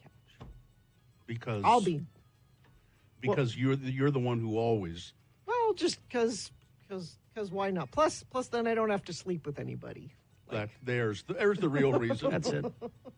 I'll take the couch. Reason enough. Yeah. So there should be room for everyone. Yeah. Two sisters in one bed, and mom and a sister in the other bed, and La Barberi on the divan. Yeah. So we check into the hotel, and the other thing Mary Claire wanted was she wanted us all to go get a massage, which is nice. It's her birthday, but let's all go get a massage. All right. We go get a massage. In the hotel. Yeah. We go out to dinner. We went to Cafe Melisse, which was great. And we get back to the hotel, and we have cake in the room and champagne. She didn't have champagne, but we had champagne for the rest of us, and we're getting ready for bed. And I noticed that the couch in the room is not a couch. It's a wicker love seat. Oh, yeah. It's not, it's wicker. It's not even made out of. Yeah. Now. And. Okay. And my mom said, are you going to be okay on that? And I'm like, yeah, I'll be fine. I got an extra blanket and comforter from housekeeping, and I made up and she said, it's not even long enough for you to lay down on. And I said, well, I sleep all scrunched up anyway. It'll be fine. Do you know that you can call call downstairs and say, we need a rollaway bed, and they will bring you a rollaway bed. I didn't, but You know, they would have done that. they would have, but it would have been in the middle of the night when everybody else was asleep. It would have awakened the entire room if I had done that. Because I started out the night on the wicker love seat, all scrunched up. Didn't you figure out 10 minutes into it? I mean, I did, but you're like, this is fine. This is fine. Yeah. It was not fine. No. I would have figured it out by looking at it. And so at about 1:30, I took the blankets off the wicker love seat, and I made a little bed on the floor. We're staying at the $500 a night Grand America, and I am on the floor. They have larger rooms, too, you know. Which are more than I mean. Yeah. But you only turn 75 once. Why not spring for a room that's comfortable for I everybody? haven't slept on the floor in... How was it? I used to like sleeping on the floor occasionally. No, it's not good. Not good at all. But... Were you warm enough? I mean, yeah, no, I wasn't So you cold. just were stiff. It was just... You got up and you were stiff. Yes. Yeah. I'm still stiff. And see, I would have snuck out in the middle of the night, went down to the front desk, got my own room, and then... Yeah. Well, so what it reminded me of, and I've told y'all this story before, the other time we do sleepovers is when we do girls' shopping weekend. Yes. Mm-hmm. And you stay at the Marriott and go to the mall, the Crossroads Mall. When all of that was a thing. And, is that gone? Where'd it go? But when I came clean with my sisters and my mom, when we woke up the next morning, my mom said, "Oh, I looked over and I saw that you weren't on the couch and I didn't know where you went. I thought you might have left." I'm like, no, I was on the floor. But that reminds me, it's been long enough that I think I can come clean with y'all about something. I hate this. So when we used to do girl shopping weekend was my mom and all of her friends and their daughters. It's a big thing. And we'd go spend the night in a hotel in one room and go shopping for Christmas. And we did this for years. About 3 or 4 times in the years that we were doing that, my husband and I had a secret rendezvous. You had to be really quiet. You'd wake everybody up. He would get a room in the hotel we were in. Oh. And I would wait till everybody fell asleep. And you'd go. And I would sneak out of the room. And I would... Again, aren't you worried when you do something like that? If someone wakes up and they go, "Oh my God, where's Gina? Maybe she's been kidnapped. Something must have happened. Yeah, she's been kidnapped. I better call down to the front and see what's going on." That didn't ever occur to you that somebody might get kind of worried. Because if I'd awakened and found a member of my party missing in the room, I would be worried. It never happened. It was fine. But I came clean and told them we did this 3 or 4 times throughout the years. I'd sneak away for a few hours. Were you hoping that then your mother would say, "Well, that's it. I am never inviting you to this again"? Were you disowned? Well, she only turned 75 once, so we won't do this again. I see.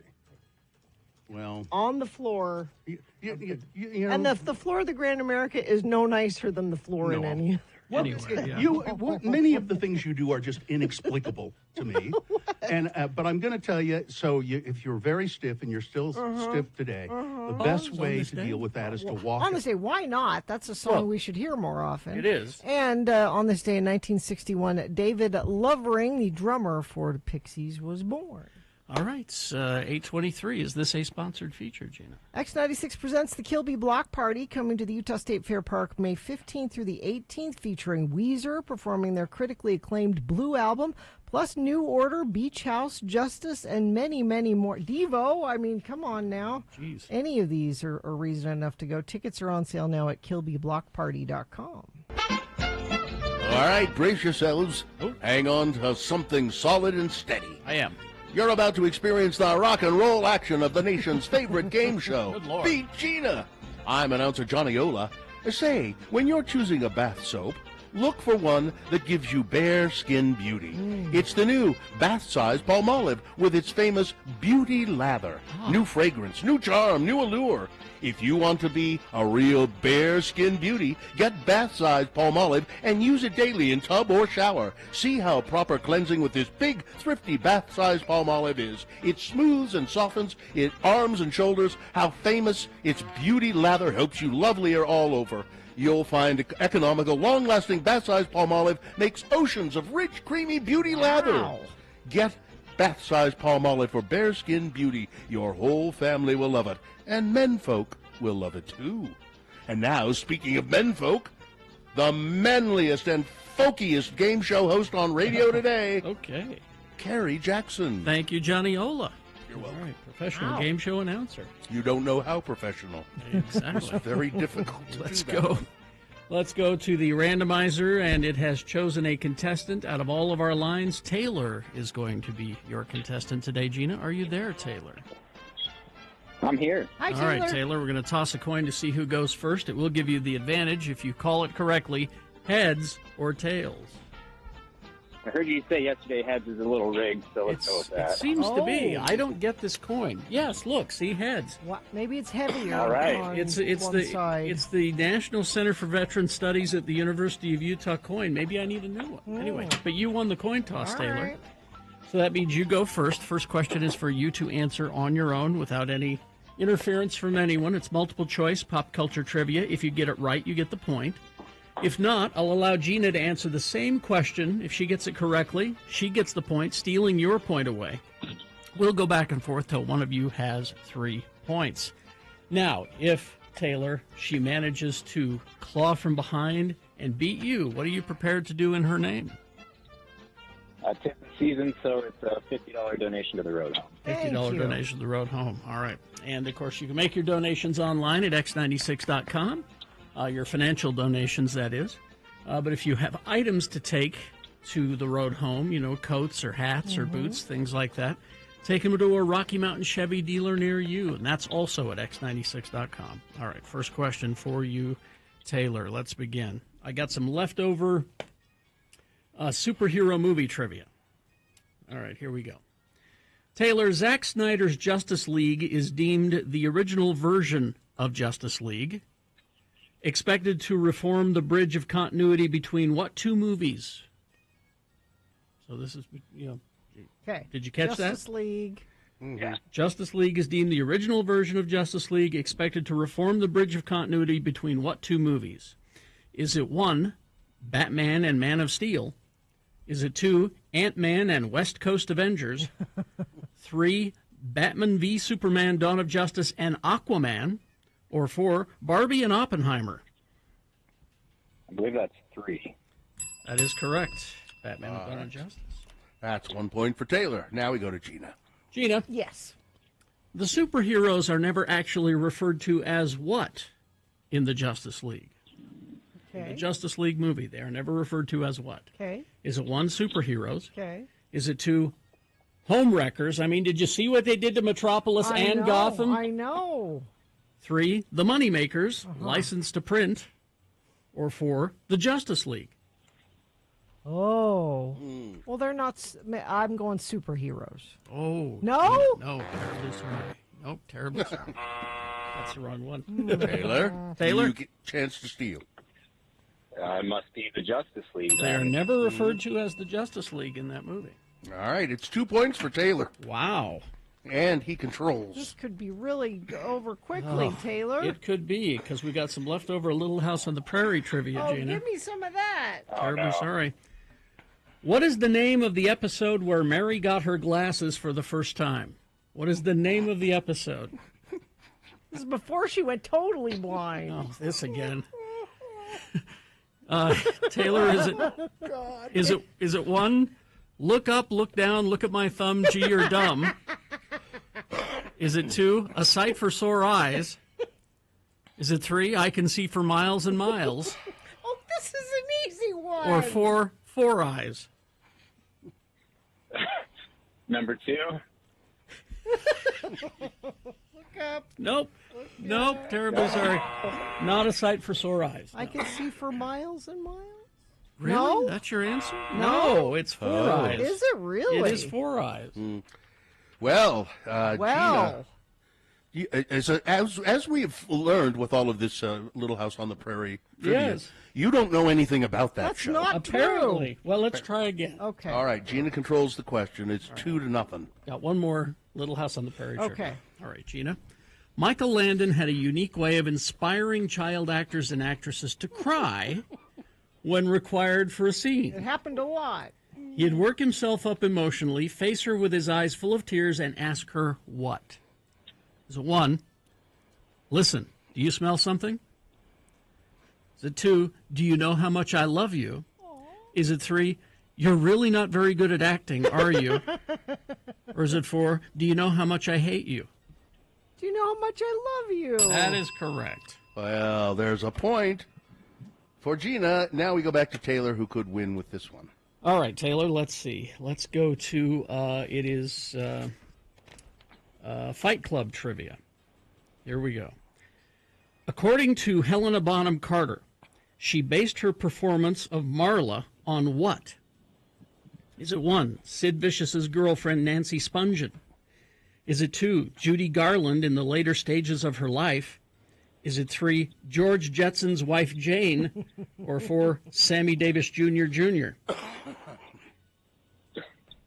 1. Terribly sorry. That was a good. That was possible. It must be 2 there. It is Judy Garland.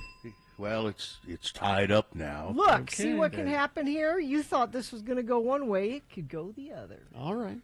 I never thought anything of the sort.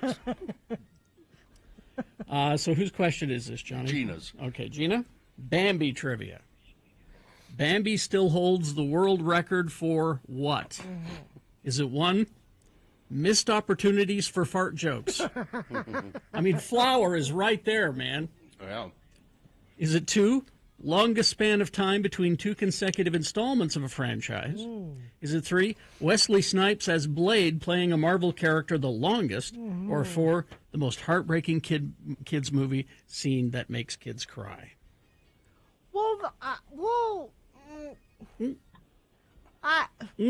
Because I think it really could be 2 of those. Mm-hmm. Yeah, that's why. That's how I wrote the question. Yes.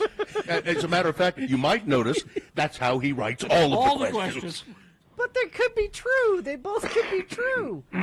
Yes. Because it's man, Bambi, but I'm going to go with the sequel. The longest span Yeah. of time between 2 consecutive installments? Yes, that is correct. Because Bambi was in 1942 and the sequel was in 2006. Yeah. All right, so Gina wins See, somehow. Johnny, you didn't think that was going to happen. None of us did. No, I didn't care whether it happened. There's a difference. All right, congratulations, Gina. You win. You get to go see Pierce the Veil, Gina. No, it's, no. Kilby. It's Kilby. Oh, it's Kilby. That's right. And Sorry, Taylor. I'm going to go ahead and give these to Taylor anyway. Taylor. Even though I beat you. Really? Yeah. I know. Surprising, right? I don't normally do that. But Hang on the line, Taylor. We'll tell you how to get those Kilby block party Man. tickets. Hang on. All right, listen, I got to go. Mrs. Ola's drawing me a bath. Oh, nice. All right, news now brought to you by Clark Planetarium proudly presents Laser Trans-Siberian Orchestra, a holiday music journey going on now through December 31st. Don't miss this breathtaking laser light spectacle in the Hanson Dome Theater. Get tickets at theclarkplanetarium.org. Well, it looks like they're putting together a reboot of Scrubs, the beloved sitcom Scrubs. Katie likes that show.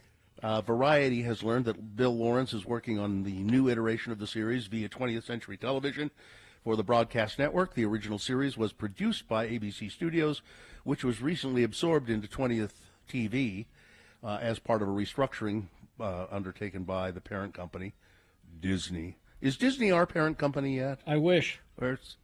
Well, it will be someday, I'm sure. Bill Lawrence remains under his overall deal at Warner Brothers Television, with the studio carving out room for Lawrence to work with former studio partners on Scrubs. And I don't know exactly, I don't see any of the details here are they bringing back the cat? I think Zach Braff is going to be there. And, I'm sure they'll bring back at least 3 or 4 of them. They have to bring back the Ted McGinley, and they've got to bring him back. Is that his name? Ted? No. The mean doctor, John McGinty. McGinty, something like that. Anyway, we'll look it up. We'll look it up. So anyway, Scrubs will be back in some iteration soon. Well, there's a coal mine fire. John McGinley. John McGinley. John McGinley. Thank you. Is at abandoned coal mine, the Kettleworth coal mine here in Utah. The cost to reduce the smoke billowing from a fire burning deep within the abandoned central Utah coal mine could run over $1 million, and crews likely will never put that fire out. Once you have a coal mine fire, it consumes the coal, and it just keeps burning and burning. We're going to do everything we can, but we have to acknowledge the reality of how tough these are to put out, said Steve Fluke, manager of the state's abandoned mine reclamation program. There are fires like this that have been burning for 100 years, coal mine fires. There's one in central Utah somewhere, I think. Another one that's been, because I remember my grandfather telling me about it when I was a kid. He said it's been burning for 70 years and it's still burning. The state has been monitoring this fire within the Kenilworth coal mine. It's located in the Book Cliffs east of Helper. Fluke said he believes that the reports of smoke escaping from a vent near the mine this is a difficult situation. There's a picture of it. It's pretty scary. There's just a big plume of smoke coming out of a cliff. Wow. And like the Springfield tire fire. Yeah, it's really just, and it'll continue. It has to, if it can consume all of the coal, it'll finally stop. But that takes for a long time. At least 13 children have died in a Mexican medical center due to a suspected IV bag contamination. The exact source of the infection is still under investigation. The children, all under the age of 14, died across 3 public facilities and 1 private clinic in Mexico from a blood infection linked to a possible outbreak of Klebsiella oxytocca. It's a multi-resistant bacteria, drug-resistant bacteria, which was reportedly first detected in November. There are 20 possible cases. They believe that a physician whose hygiene was not the best with his equipment is responsible because he went from clinic to clinic with this IV equipment. Let's see. House of Representatives voted to block the immediate release of the ethics report involving former Representative Matt Gaetz. Why are you protecting him? The vote was 206 to 190 because Matt Gaetz knows a lot of things about a lot of other members of Congress. Why can't we have boring, smart people in office? I mean, boring, smart people. He knows, he knows stuff because he was the kind of guy, you'd buddy up to him. Oh, you like this kind of thing too? Let's see. Trump's transition team is running into a litany of early problems, as it did last time. The president is putting forward a highly respected and effective group of professionals to serve in senior leadership of government, said Brian Hughes, a spokesman for the transition team. But one person close to the transition acknowledged the curveballs that Trump's team has dealt with lately, maintained they're just par for the course. Big picture, transition is in a good place heading into January 20th. But no, not so much. No. There are people who are working on the transition team who said privately they are frustrated. It's just an S show every single day. Yeah. It's like a dumpster fire continually. And you know why it is? Because that's the way Trump likes it. Exactly. He likes flooding the zone with S. And they finally decided to start letting the FBI start to do background checks on people. Finally. Yeah. College athletes usually dream of NIL deals that hook them up with fancy cars and the coolest clothes. But BYU quarterback Jake Retzlaff has scored a deal that has everybody shouting "L'chaim," nicknamed nicknamed BY Jew. What? That's what they're called. He likes and it. he likes okay. it. He likes it. All right. After guiding the Cougars to a 10-2 record as one of the few Jewish students on campus, Mr. Retzlaff has partnered with Manischewitz, one of the world's most iconic brands of Jewish food. What? As part of his deal, Retzlaff will soon be featured on limited edition matzah boxes. The hell? So no, not a Wheaties box. It's box. it's the matzah of preferred matzah of BY Jew. Oh Jesus! Manischewitz will also feature. That's the opposite. Sorry, the opposite. Yes. Manischewitz will also feature Retzlaff's story of how he came to star at a school where nearly all the students are members of the Church of Jesus Christ of Latter-day Saints. He really enjoys. I think he enjoys being the standout there. You know, he enjoys being like, hey, you guys, I'm a Jew. You know, that's pretty remarkable. Yeah. Oh, okay. Kind of makes him a star. And he's been a damn good quarterback for them as well. Well, sports, weather, traffic. Well, speaking of sports and of BYU, Utah State is expected to hire New Mexico head coach Bronco Mendenhall. Really? You might remember him from being the former BYU head coach. Yes. Oh wait, isn't he in town? Are they He's coaching a team that's coming to town, or no? No. I mean, must have they misread did. New Mexico.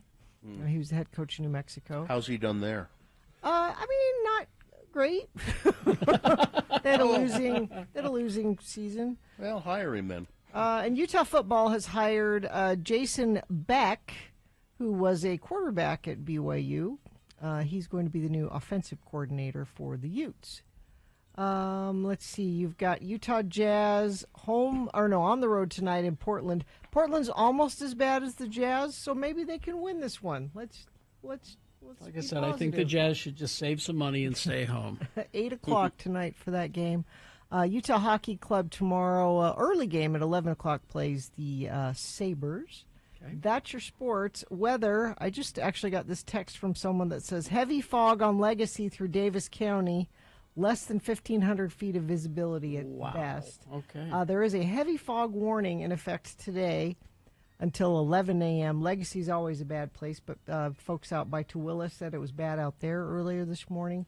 Please turn your lights on. There are people that don't have those on, and give yourself extra space this morning for sure. A high of 44 today. We stay in this inversion crap through Saturday. Looks like Saturday night into Sunday, there's one small storm system that will come through and start to break things up. Bigger one coming through Sunday night into Monday, so hopefully the combination of those two will clean this horrible air out. Good news, I don't have any accidents to tell you about right now. I'm looking at the UDOT website, and you haven't sent anything in via text, I don't think. Let me check and make sure.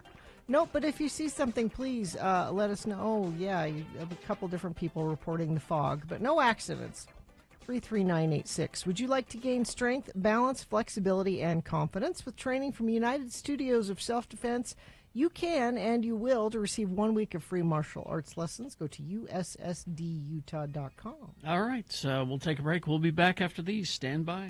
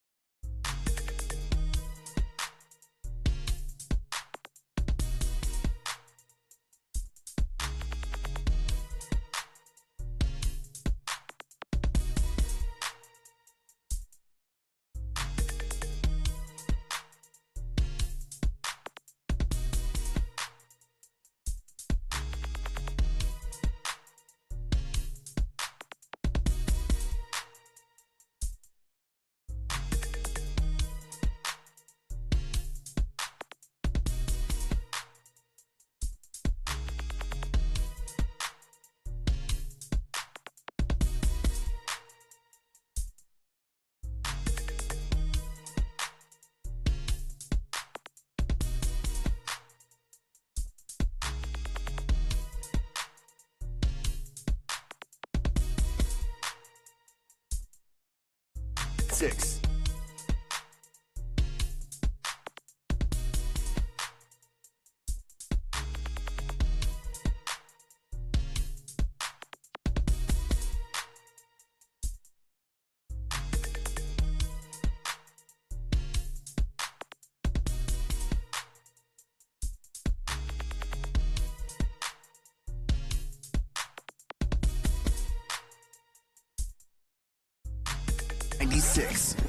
All right. It's, let's see, 8:47. I have You have a list? Yeah. Okay. Well, let's do the list. It's Radio from Hell with another list, because people love a good list. X96. I have a list of 15 crazy facts about everyday objects. Crazy. They're just crazy. Okay. About everyday objects. Like kind of you'll go, well, that's insane. You might. Okay. Number 1. Yeah. Your dishwasher can cook salmon. No. This is not advisable. Wrapping salmon in foil with some herbs and lemon and running it through a normal cycle without soap results in a perfectly poached fish. This method is called dishwasher cuisine, maintains optimal moisture levels and temperature control throughout the cooking process. This technique has become popular enough that there are entire cookbooks dedicated to dishwasher cooking. I just read something about this, and health experts advise against cooking anything in the dishwasher. Just because you can doesn't mean you should. These are crazy facts, guys. Okay, fine. That's a dangerous fact. Indeed. Bubble wrap was originally invented as wallpaper. I don't understand that. Yeah. What? The poppable packing material you can't keep your hands off was never meant to protect your packages. In 1957, engineers Alfred Fielding and Mark Shanaveris were actually trying to create a textured wallpaper by sealing 2 shower curtains together, creating a pattern of air bubbles. Well, that's just stupid. When it failed to catch on as wall decor, they tried marketing it as greenhouse insulation. It wasn't until 1961 that IBM realized it would make the perfect protective packaging for their new computers. And I'll bet those 2 guys didn't get a penny from that. Probably not. The number of dimples on a golf ball is not random. No, it's not. Each dimple on a golf ball is precisely engineered to affect its flight characteristics. The average golf ball has between 300 and 500 dimples, with the exact number and pattern affecting how the ball moves through the air. So you could get a ball that doesn't move through the air as well as another one, or yeah, I think you decide which one you like the best, I guess. And can you swap balls mid? No. Okay. No. Unless you lose one, then you gotta. Oh, I lost it. Oh, I'm sorry. The tiny dot over a letter I or a letter J has a name. Yeah. It's called a tittle. Jot and tittle. The word has been used since the 16th century and comes from Latin meaning small stroke or point. Before the tittle became standardized, scribes would use various marks or no mark at all above these letters. In addition to the tittle, helping it distinguish I's from similar letters in medieval manuscripts, modern fonts still debate the perfect size and placement of tittles for maximum readability. Okay. How big should my tittle be? Big tittle. Your jeans' tiny pocket. Yes. Has the watch fob has pocket, a purpose. Right? Yeah. For your watch. The seemingly useless small pocket inside of your. You have. Well, as you can Pocket see, watch. I have the key to my Mini is not a key. It's just this. It's a fob. It's a fob that, and so the fob fits into the pocket perfect. Yeah. Created by Levi Strauss in 1873, these pockets were essential for and it's National Miner Day, for miners who needed easy access to their timepieces. Oh. Paper clips were used as World War II resistance symbols. A paper clip? During the Nazi occupation of Norway, paper clips became a symbol of unity and resistance. Norwegians wore paper clips on their lapels to show solidarity after other symbols were banned. A simple office supply was chosen because it represented binding together against oppression.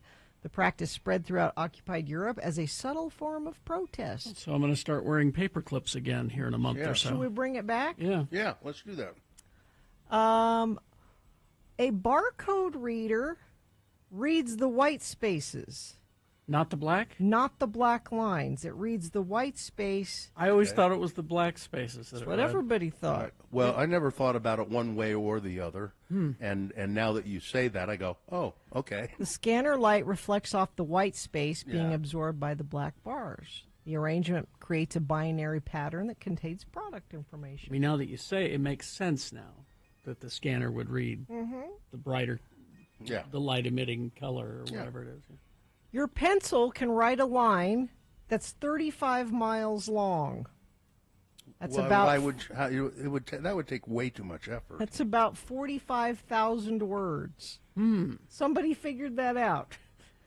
How long will this pencil last? You know, the person who said that said, I'm just going to say this arbitrarily because I know nobody's going to check my work. That's you're not wrong. You know, nobody's going to go, oh, I don't believe that. I'm going to go right to, you can just make that up. That's just made up. Let's see. Lego is the world's largest tire manufacturer.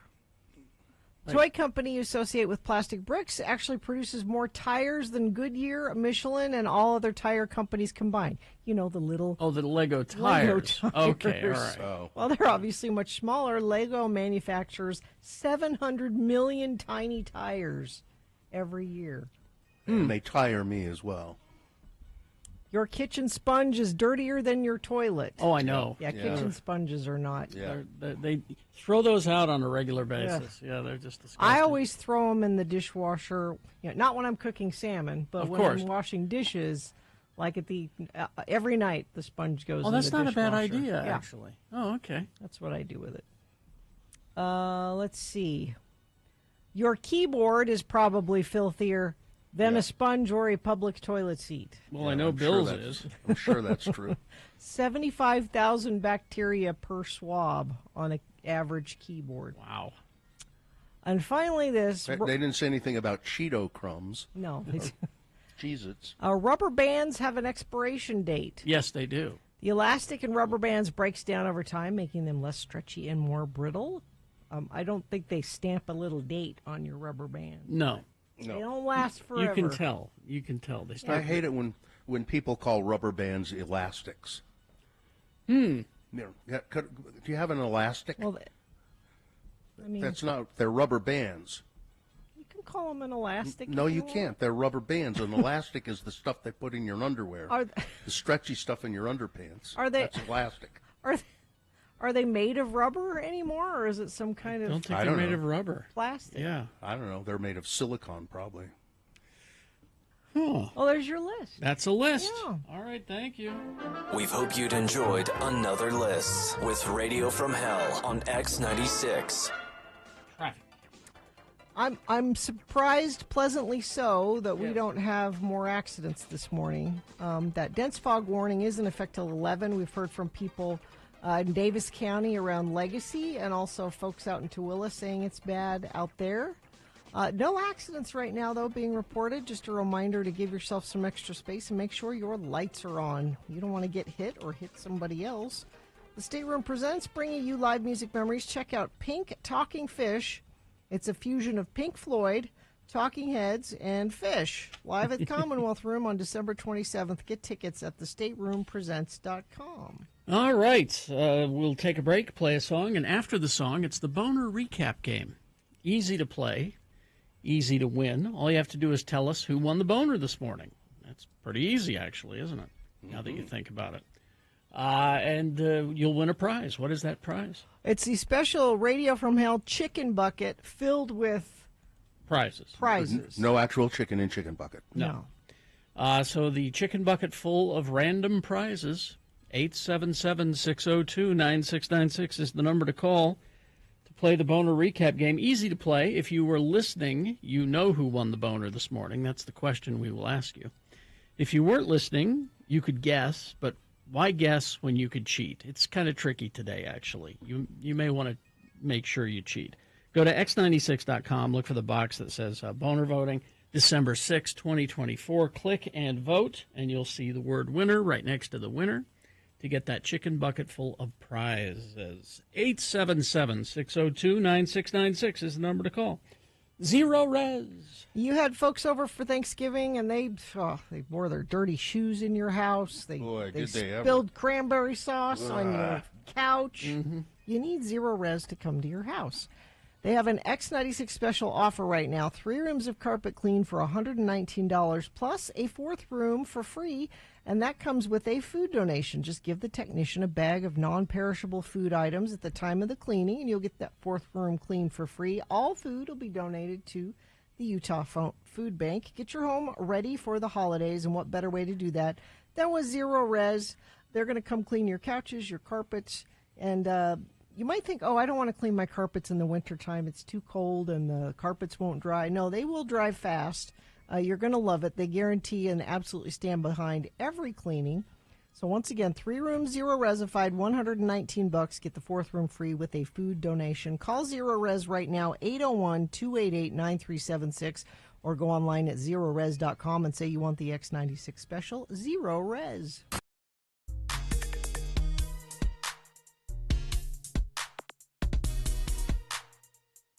Sponsored by the Doughnut Critic. Benjamin. Yes, hi. How are you, Benjamin? Great. I'm barely standing as well. Like, Carrie, I can feel you for working the whole weekend. So. Where are you, Benjamin? Why aren't you in our studio with treats? I am barely able to stand, actually, because I had the Sugar High Festival this last weekend, and it was crazy. I'm on, like, my sugar crash. I had a sugar high, and now I'm on the crash right now. Oh, I see. So tell us about was it a very successful sugar festival, the Sugar High Festival? Oh, my gosh. It blew our expectations out of water. We had almost 4,000 people, 70 dessert vendors, and we crowned a crowd favorite, which was Sol Agave. Oh. Again, have you guys been to Sol Agave? No. Tell us about it. Yeah, where is it? Tell us, yeah. So it's in American Fork. It's a Mexican restaurant. It's actually a small chain from California, but they make this hot butter cake that is to die for. I should bring it in next time. You really I want will hot just butter die cake. Okay. Yeah. Okay. So I don't want to will die, though. No, I'm not dying. I'm just on the sugar crash at this point. Oh, I looked up a picture of the butter cake. That looks amazing. Yes, it is really amazing. But we had guest appearances from Mrs. America, Utah. She had a crumble cookies dress. It was so over the top. And when she was thinking of what to do for her talent or her costume, she was like, I have to do sugar because it's Utah. Well, of course. Yeah. Oh, yeah. Now, this I don't understand. What Pete Tidwell did what?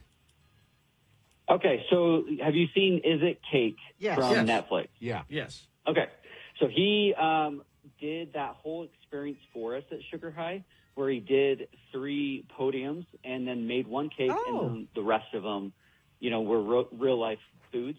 So he decided to do grocery items, and so there were a thing of yams, a thing of peaches, and he made a lettuce cake.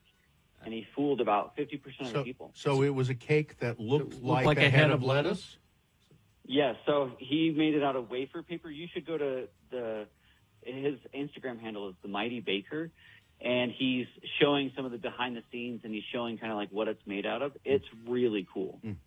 And are there pictures available of the Sugar High, of this whole thing?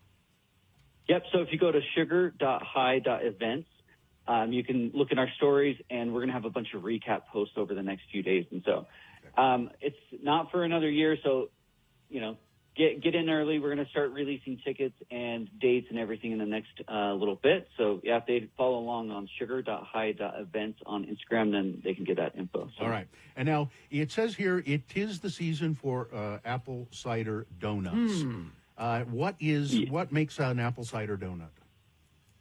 Well, apple and cider. No, basically, this season, I always get these questions because people have been out on the East Coast and they think, okay, where am I going to get that apple cider donut? There's a lot more orchards on that side or in the Pacific Northwest. We don't have as many, and so people are saying, where can I get something similar? Well, what is it? It's just a donut that's made out of apple cider and cinnamon, and it's just like pumpkin. So think about that pumpkin feeling and how all of a sudden everything that we eat and drink is made out of pumpkin. Mm-hmm. That's kind of the similar thing that goes on here. People get that vibe. They want to get in their leggings and hoodies or sweatshirts, and it's like, okay. Yeah, it's fall. Here's where, yes. Okay. But there are a few places in Utah that you want to hit for those apple cider donuts, and because not all of them are equal. So. All right. Where do you want to go? So I have four places. Let's count down from number 4, and then we'll talk about my top one really briefly. So number 4 is Wall Brothers in Orem and Spanish Fork. Have you ever heard of this place? No. Ever been there? No.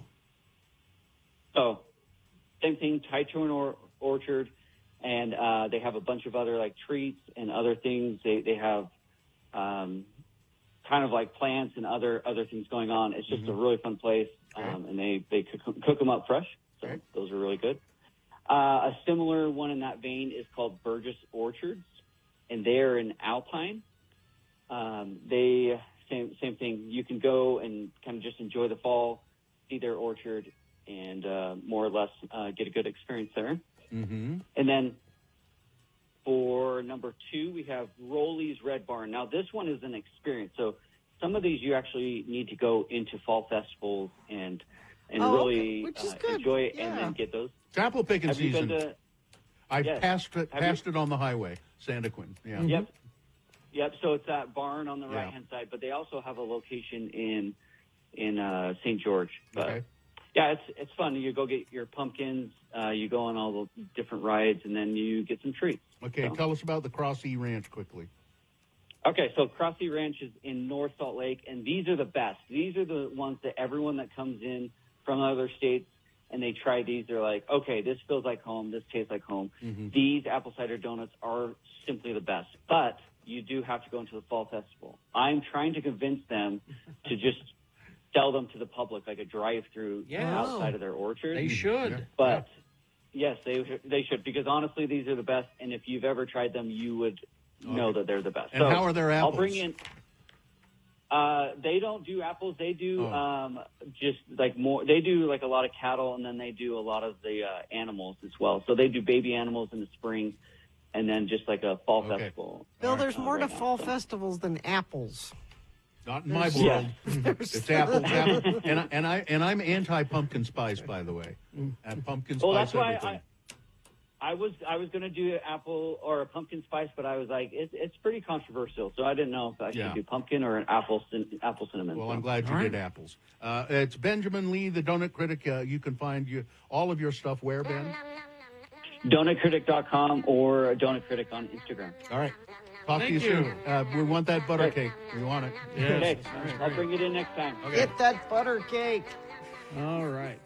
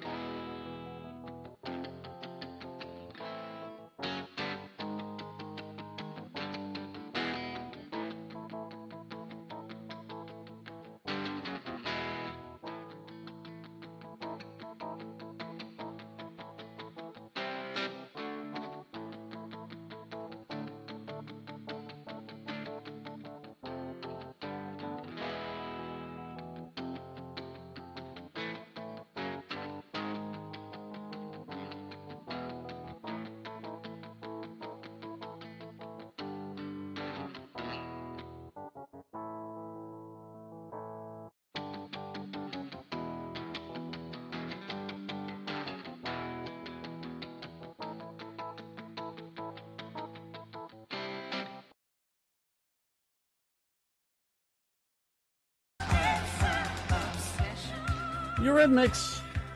Norm in Salem loves the Eurythmics. We played that one because I had the vinyl. And you didn't want to hear the one that was scheduled, so there you go. All right. Yes, it is 9:08. Sorry. Oh, I love hearing the scratching. The scratching. What? Yeah. Oh, the record? Yeah. What? See, to me, I don't get that. Because to me, that always meant, you hear the scratches and the pops on your record. It means my record I've ruined my record. It's worn out. It's, I've scratched it. It sounds real to me. I've had this since 1982, so it sounds real to me. Things don't seem real anymore. That seems like a real thing. A real thing that the music that you want to hear is marred by pops and scratches and enhanced. Bill, it's enhanced. What was the article I was reading yesterday? It was vinyl is going to surpass in popularity. What was it? Oh yeah, I think it already has. Yeah, it's gone past. Certainly cassettes. Yeah, but vinyl is like back in a big way apparently. Yeah, so it is. Yeah.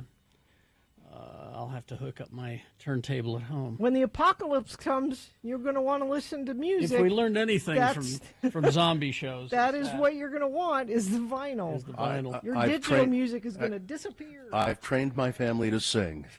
So, all right, time for the Boner recap. Do we have someone who would like to attempt to do that? Kimberly? Good morning. Good morning. Hi, Kimberly. What's up with you today? Just working today. Yeah. Are you having a good day so far? Yeah, it's been a great day so far. Good. Any exciting plans for the weekend? Yeah, I think we're going to go pick out a Christmas tree. That's a good outing. Do you take the whole family? Yes. Yeah. Definitely. Yeah, hot chocolate, the whole deal. Oh, hot chocolate, you do it right. Yeah, have to argue about which tree, Oh, we got no, not that one. We got some really good eggnog in here, Kimberly. What's that brand again? The eggnog? I forgot already. I put it in the fridge. Something London. Is it Old London or something like that? Anyway. Well, Kimberly, if you successfully tell me who the boner winner was today, you'll win a prize, and Gina will tell you now what that prize is. You're not going to win this, but it's Old New England Cinnamon Spice Nog. Old is what New that's England. called. The prize you're going to win, though, is a Radio from Hell chicken bucket filled with prizes. Chicken bucket contains no chicken. No chicken. Katie will fill it with prizes. All right, just prizes. All right, so Kimberly, did you hear the boner candidates earlier? Yes. All right, you'll have no problem here. Boner candidate number one, of course, was all Flav wants to do is spread joy and love. He was invited to the Rockefeller Center Christmas tree lighting ceremony, and the Today Show host they didn't know that he was being escorted off the premises, but he was, and they feel terrible about it. And he says, "I was just trying to be happy and have some fun and." He was there to see his friends, the Backstreet Boys, his buddies. They should feel bad. It's Flavor Flav, for God's sake. Yeah. Then boner candidate number two, the pills just fell right out of his rectum. It's a guy who was being strip searched or frisked by the police, and as he's standing there, 2 pills wrapped in plastic just hit. The cop said, they just fell right out of his rectum. So that was not good. And boner candidate number 3, rude behavior and a really scary-looking mascot. This incident that happened a few days ago, fans at Providence College basketball team, the fans of the basketball team unleashing a profane chant against the BYU basketball team, the chant that went, F the Mormons, F the Mormons, F them. Just really, the NCAA needs to make them forfeit games when they do that, and that kind of thing would stop. It would put a stop to it because, by the way, Gordon Monson points out in his column in the Salt Lake Tribune, this isn't the only time this has happened. Oh no, it happens fairly frequently when the BYU team comes to someplace. All right, Kimberly, those were the candidates. Who was the winner? Boner candidate number 3. Rude chant. You are absolutely correct, Kimberly. You're the proud owner of a Radio from Hell chicken bucket with some prizes inside. The Radio from Hell chicken Wonderful. bucket does not contain chicken. No chicken. All right. Kimberly, hang on the line, and Katie will tell you how you can get your chicken bucket, which does not contain chicken. No chicken. All right. Let's see. It's 9:14 right now. Last night. What? Muhammad's just quickly. I was going to say, The we just have a Prophet minute Muhammad? here as well. Yeah, getting his ski stuff ready for your son. today. Yeah, they get out early today. I said, "Who are you going skiing with?" He said, "I'm going by myself." So, what are all your friends doing? And he said, "There's a big Fortnite drop today." Oh yeah, like an old map or something, and they're all staying home to play Fortnite. So he's going skiing by himself. All right. That's Wonder if manly. people know about the Fortnite drop. I didn't know this was a thing. They do this every now and then. And sometimes you can play as like Marvel characters in Fortnite. And Yeah, it's they a have special deals like that. Yeah. Anything. I understand that the Welsh are big Fortniters. Are they? Or no, that that's- was that- farters. that's farters. I'm sorry. It's different. The beans. Yes. The beans. Fort. Yeah. All right. Let's see. We'll take a break. We'll be back after these messages with some big boy news. Stand by. Did you miss out on your favorite?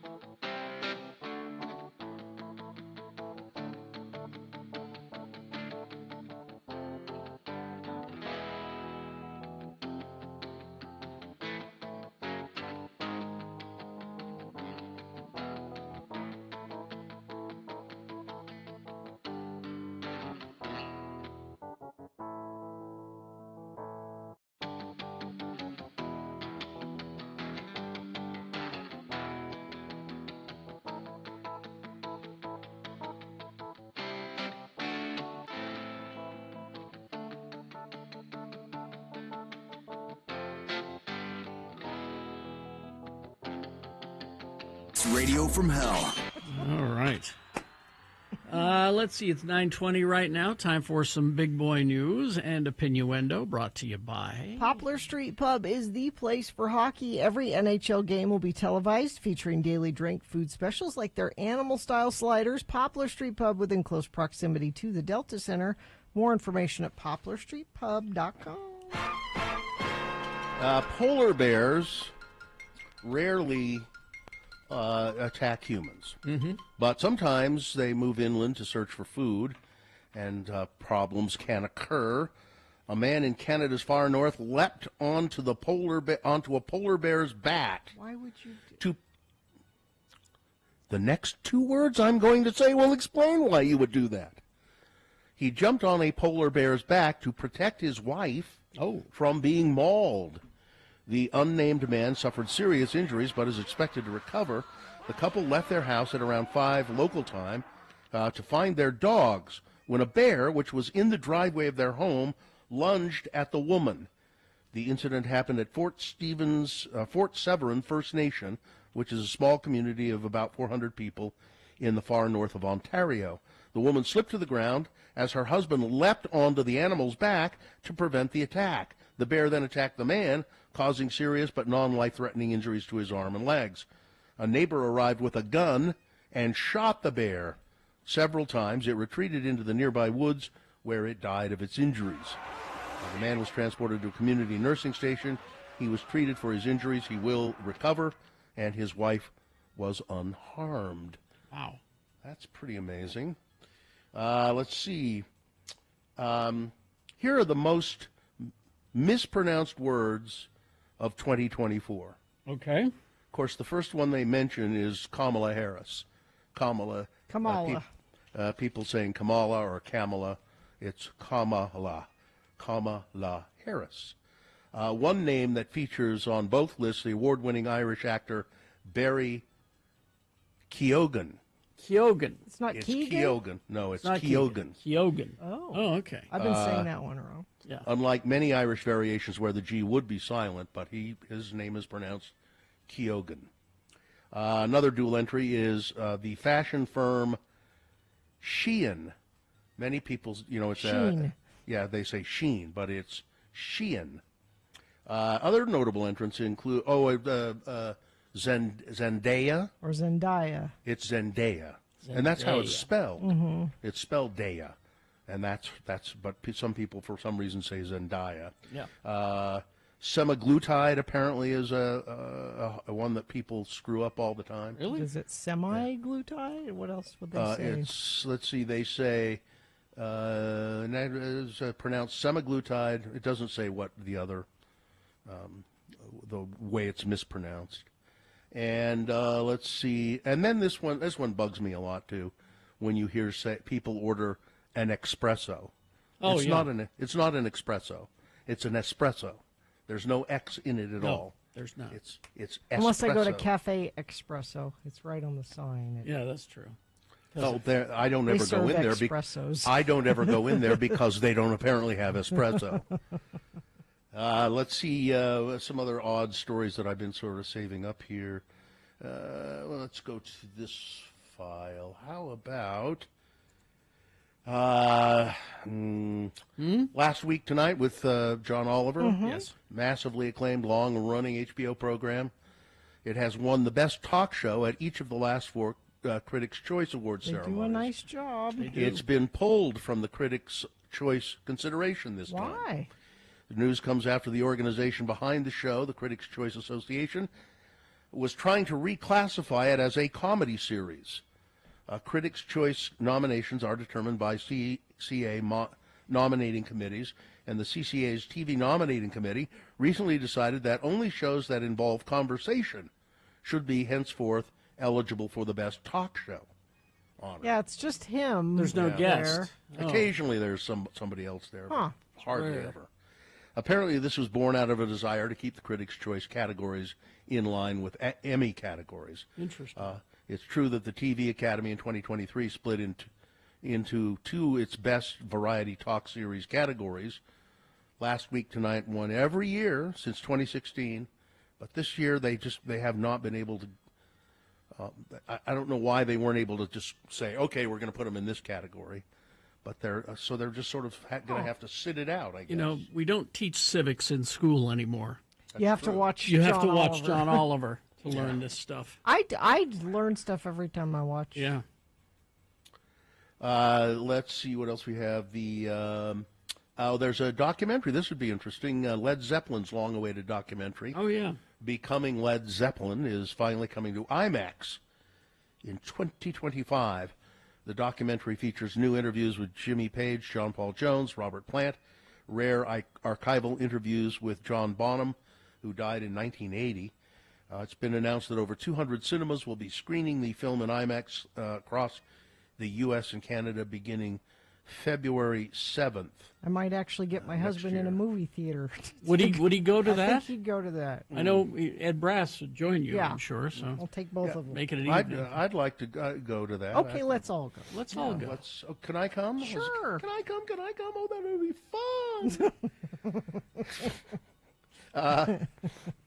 A nun is among 24 people arrested in northern Italy in connection with a mafia investigation. What? The nun, named in Italian press as Sister Anna Donnelly, was arrested for acting as a go-between for the 'Ndrangheta mafia. Who's going to make this movie? I want to see this movie. And its jailed gang members. Catholics! Police also arrested 2 politicians and seized more than, I don't know, it's euros, 1.8 million euros worth of assets in raids across several towns.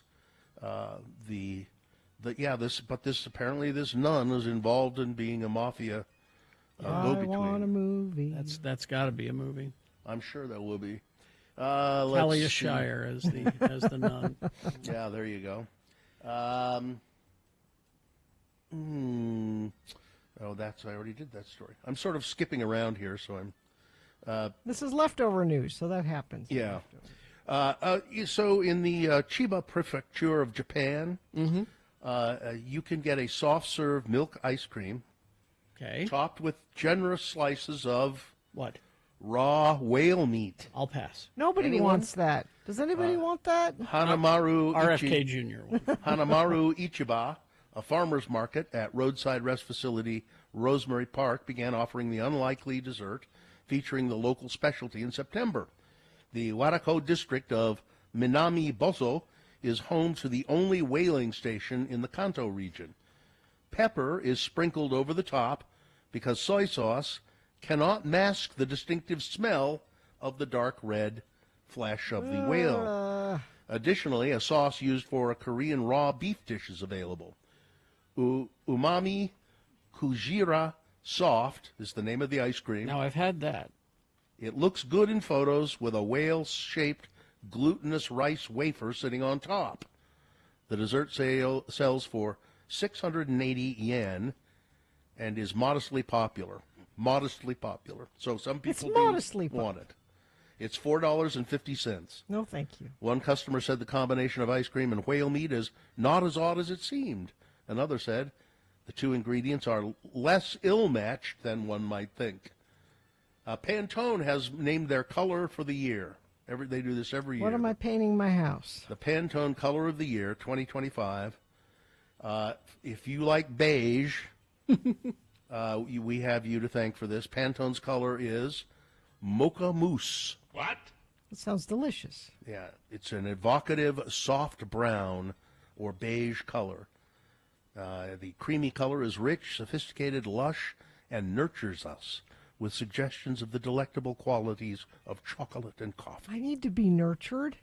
Gina, I just need to paint my house. Gina, I got news for you. What? You are. Oh. You are nurtured. And I still feel this way? Yeah, I don't. That's because you're greedy. That's all. It's just greed. This was invented by RFK Jr. He found a dead moose on the side of the road and took it home and put it on top of ice cream, the mocha ice cream. Let's see. We have dolphins apparently have been bottleneck dolphins discovered with traces of fentanyl. So that's how they're getting it across the border. They got with instead dolphins. of mules, they're dolphins. This is in the Gulf of Mexico. They found a research team found a dead dolphin. They took it back to their lab. They found it when they were out on the water doing some experiments. They took it back to the lab and began to use the carcass for hormone blubber analysis. You know, hormone blubber analysis is a very important field. Mm-hmm. And they came across fentanyl in the tissue of the Are animal. people dumping it in the water? Is that? They're not sure why it's happening, but probably, yeah. I mean, it's getting into the water somehow, and they found 89 dolphin blubber samples were analyzed, 83 collected through live dolphin biopsies, and 6 from dead ones. Pharmaceuticals were found in 30 of those samples. Fentanyl was found in all 6 of the dead dolphins. So that's not good. No, it's not. Weather. There's a dense fog advisory from now until 11 a.m. People are still dealing with that on the roads. Amazingly, we haven't had that many accidents this morning, so I think folks are playing by the rules. This air quality is worse and getting worser today. It's worsening. Yeah, today and tomorrow.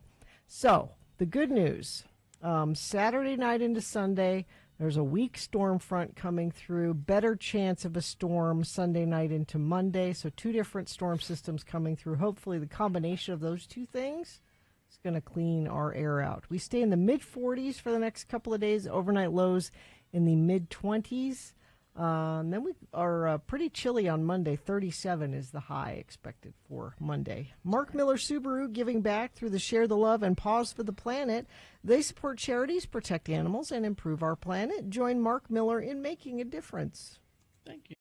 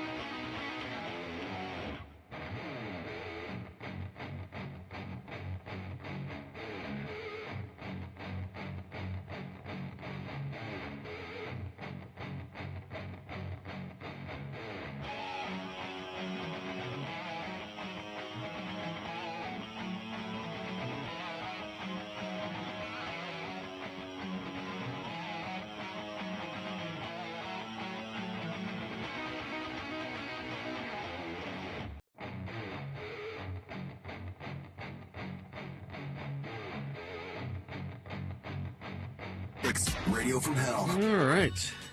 Did you say you had a list, Bill? Well, yeah, from the Hollywood Reporter. Oh, sorry about that. There we go. Go ahead. Yes. From the Hollywood Reporter, they've compiled their list of the biggest winners and losers in Hollywood for the past year. For the year, okay. Yeah. It's Radio from Hell with another list, because people love a good list. X96. So, winners, Zendaya and other former child stars. You know, Zendaya was, I think all of these people got their start on Disney, Nickelodeon, and all of that. Mm-hmm. Ariana Grande, Selena Gomez, Zendaya. Boy, Selena Gomez had a huge year. She's a billionaire. She is now a billionaire. And it says here the Lindsay Lohan comeback is looking real. She's starring in a Netflix Christmas comedy and she had great plastic surgery. A Freaky Friday sequel. She also started with Disney, I believe, didn't she? Well, yeah, she did. Parent Trap was a Disney movie. She wasn't on a TV show. But Losers, Kevin Costner, and Francis Ford Coppola, which big expensive flops. Both of those kind of made me sad to see that happen. Yeah. I was hoping for Kevin Costner's to be good, and apparently it was not good. It just was kind of boring. Let's see. So, also a runner-up says the Cannes Film Festival as being a loser. It increasingly looks like the best way for filmmakers to get a roaring 10-minute standing ovation, only to see their movie ripped to shreds online. Yeah. It says, hey, filmmakers, the reviews are coming from inside the house. Honorable mention, Clint Eastwood. He's 94 years old. He made what's probably his last movie ever, Juror Number 2. Mm-hmm. And critics and audiences agreed that it's really good. Yeah, that's what I keep hearing. And it's just been buried. That doesn't make any sense. Yeah, they put it in like 50 theaters. It ranks as his highest-rated movie on Rotten Tomatoes in 3 decades. Warner Brothers wouldn't even give his movie a couple of 100 theaters and some TV ads. Why, nothing. Well, there's your answer, Warner Brothers. That's all you need to know. Why do you say that? Well, it's David Zaslav. The guy in charge there is just, he doesn't know what he's doing. Yeah. Or he claims to know what he's doing, and he's smarter than the rest of us, but so far, he's not doing well. The Hollywood Reporter says, are they going to have security kick Clint Eastwood off the studio lot with a cardboard box in his hands? The studio claims they secretly always meant the film to be for Max, as if that makes it somehow better. It adds to Warner Brothers' reputation that they pick out certain creatives to beat with tire irons, unless they're J.K. Rowling, of course. Of course, yeah. Yeah, they love her. So those are what Hollywood Reporter, the biggest winners and losers of the year.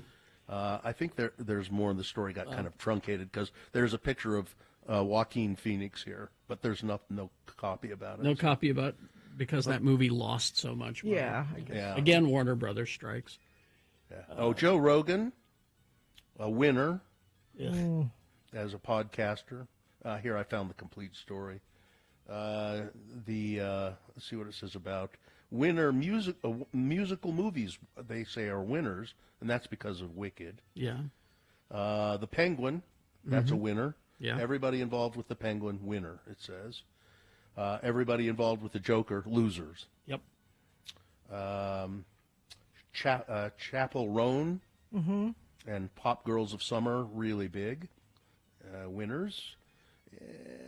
Loser, Katy Perry. Yeah, her new album just flopped. It didn't work? And her tour was not well thought of. Interesting. And I'm looking at a picture from her tour. I don't think I would go to it just based on this picture. Why? What's the picture? It's just, I don't know how to describe it. I guess it's sort of a nod to Alice in Wonderland or something. There's a big mushroom there, and she's wearing a hat that looks like a mushroom. And it's just silly. Aliens, big winner. Aliens, it says. Box office, Alien Romulus. Why haven't I seen that? I don't know. Damn it! It's available. It's on your Disney Plus or your Hulu. You got a whole weekend. Get caught up. And my wife's going to be out of town, so I can just do whatever I want. Let's see. And they're Aliens in general too. The Quiet Place, they say day one, it was pretty good. Really, I liked that movie a lot. I didn't see it, Lupita Nyong'o. Yeah, it was actually pretty good. Yeah, I thought it was a clever early reviews premise, were not good, which I don't understand. It was a clever premise. Well, she's good all the time. Back to Alien Romulus, Bill. Watch it with the subtitles. Yeah, They're very strong English accents, and so it's hard to understand sometimes. Okay, I'm going to watch that this weekend, and Civil War. Civil War was good. Yeah. Okay. Civil War hit a little too close to. It's really good, Yeah. but it hit a little too close to home. Yeah. FX was a big winner because they had Shogun, Love the Shogun. Bear, and Fargo. Last Fargo season was great too. Yeah, all three of those shows are good. Loser, Apple TV and Apple Studios, because of I don't know. There's a picture of George Clooney there. What is that? Well, that movie apparently they spent a lot of money on because it's Clooney and Pitt. Argyle, is that it? No, Wolves. No, Wolves. Oh, Wolves, yeah. And there was supposed to even be a sequel, but hardly anybody watched it. And I think it's because when you got your Apple and a bunch of these other streaming services, they don't promote. Netflix is bad at this. They just assume you're going to find it. They just assume you're going to find the show. And no, I keep forgetting that I have Apple, A, and B, what shows are on there. You know, the Hollywood Reporter's sort of making that point, too, here, Carrie. They say, on the TV side, did you ever hear the Big Door Prize, Kindred Spirits, Nope. Schmigadoon, Nope. Time Bandits? I watch Time Bandits. It's, but they didn't promote it. No. They didn't promote any of that stuff. Yeah. I didn't know Schmigadoon was back. Yeah, exactly. That's a good example. No, they just they don't promote things, which means you have to buy advertising somehow, and they don't want to do that. Yeah. Might I suggest radio? You Radio, it's fundamental. You can buy advertising, and we'll talk. I can't remember who it was, but there was a story about how they made a movie for Netflix, and they were upset because it wasn't being promoted. And it was a woman director. They called up Netflix and said, "What the hell?" And so Netflix bought one billboard, which was next to her house, so that she would see it, so that she would shut up. See, that was it. See, we promote it. Don't you want it to be successful? You have to tell people. All right. Is that it? That's good. Okay. We hope you'd enjoyed another list with Radio from Hell on X96. All right, we'll take a break, play a song, and then get to the boner recap coming up after these. Or not the boner of the week, I mean. Sorry, Yeah. Dave the Flower Guy is here. Lim Jewelers, Gina. I love shopping at local family-owned businesses, and Lim Jewelers is one of them. Make this holiday season unforgettable with a gift from Lim Jewelers. Now, here's one of the things that I love that they do at Lim Jewelers. You can custom make a piece of jewelry for a gift. So you'll meet with one of their designers. You could do a ring, a necklace. Sometimes it's fun to take like an heirloom piece, like maybe grandma had a ring and you can break up the stones in it and give each of the grandkids a Christmas gift with something like that. But there is a deadline because they need time to make it before Christmas. So December 15th is the deadline for custom orders. Now, if you don't want a custom order, they have a whole case full of just beautiful jewelry that they have all year long. And they have complimentary services like gift wrapping or special holiday packaging. Makes it convenient for holiday shoppers. Go see our friends at Lim Jewelers in Midvale. They're celebrating 75 years of making holiday memories. Let's make this season one to remember with Lim Jewelers.